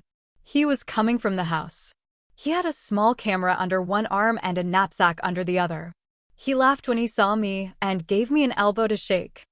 "I'm frightfully busy," said he, "with that thing in there." "But is it not some hoax?" I said. "Do you really travel through time?" "Really and truly I do." And he looked frankly into my eyes. He hesitated. His eye wandered about the room. "I only want half an hour," he said. "I know why you came, and it's awfully good of you. There's some magazines here. If you'll stop to lunch, I'll prove you this time traveling up to the hilt, specimens and all. If you'll forgive my leaving you now?" I consented, hardly comprehending then the full import of his words, and he nodded and went on down the corridor. I heard the door of the laboratory slam, seated myself in a chair, and took up a daily paper. What was he going to do before lunchtime? Then suddenly I was reminded by an advertisement that I had promised to meet Richardson, the publisher, at 2. I looked at my watch and saw that I could barely save that engagement. I got up and went down the passage to tell the time traveler. As I took hold of the handle of the door, I heard an exclamation, oddly truncated at the end, and a click and a thud. A gust of air whirled round me as I opened the door, and from within came the sound of broken glass falling on the floor. The time traveler was not there. I seemed to see a ghostly, indistinct figure sitting in a whirling mass of black and brass for a moment, a figure so transparent that the bench behind with its sheets of drawings was absolutely distinct, but this phantasm vanished as I rubbed my eyes. The time machine had gone. Save for a subsiding stir of dust, the further end of the laboratory was empty. A pane of the skylight had, apparently, just been blown in. I felt an unreasonable amazement. I knew that something strange had happened, and for the moment could not distinguish what the strange thing might be. As I stood staring, the door into the garden opened, and the manservant appeared. We looked at each other. Then ideas began to come. "Has Mr. gone out that way?" said I. "No, sir. No one has come out this way. I was expecting to find him here." At that I understood. At the risk of disappointing Richardson, I stayed on, waiting for the time traveler, waiting for the second, perhaps still stranger story, and the specimens and photographs he would bring with him. But I am beginning now to fear that I must wait a lifetime. The time traveler vanished 3 years ago. And, as everybody knows now, he has never returned. Epilogue. One cannot choose but wonder. Will he ever return? It may be that he swept back into the past and fell among the blood-drinking, hairy savages of the age of unpolished stone, into the abysses of the Cretaceous Sea, or among the grotesque saurians, the huge reptilian brutes of the Jurassic times. He may even now, if I may use the phrase, be wandering on some plesiosaurus-haunted oolitic coral reef, or beside the lonely saline seas of the Triassic Age. Or did he go forward, into one of the nearer ages, in which men are still men, but with the riddles of our own time answered and its wearisome problems solved? Into the manhood of the race, for I, for my own part, cannot think that these latter days of weak experiment, fragmentary theory, and mutual discord are indeed man's culminating time. I say, for my own part. He, I know, for the question had been discussed among us long before the time machine was made, thought but cheerlessly of the advancement of mankind, and saw in the growing pile of civilization only a foolish heaping that must inevitably fall back upon and destroy its makers in the end. If that is so, it remains for us to live as though it were not so. But to me the future is still black and blank, is a vast ignorance, lit at a few casual places by the memory of his story. And I have by me, for my comfort, 2 strange white flowers, shriveled now, and brown and flat and brittle, to witness that even when mind and strength had gone, gratitude and a mutual tenderness still lived on in the heart of man. Thank you for listening to The Time Machine by Herbert George Wells. If this timeless story has captured your interest, be sure to subscribe to my channel for more classic literature and audiobooks. I'd love to hear your thoughts. Feel free to share your impressions in the comments below.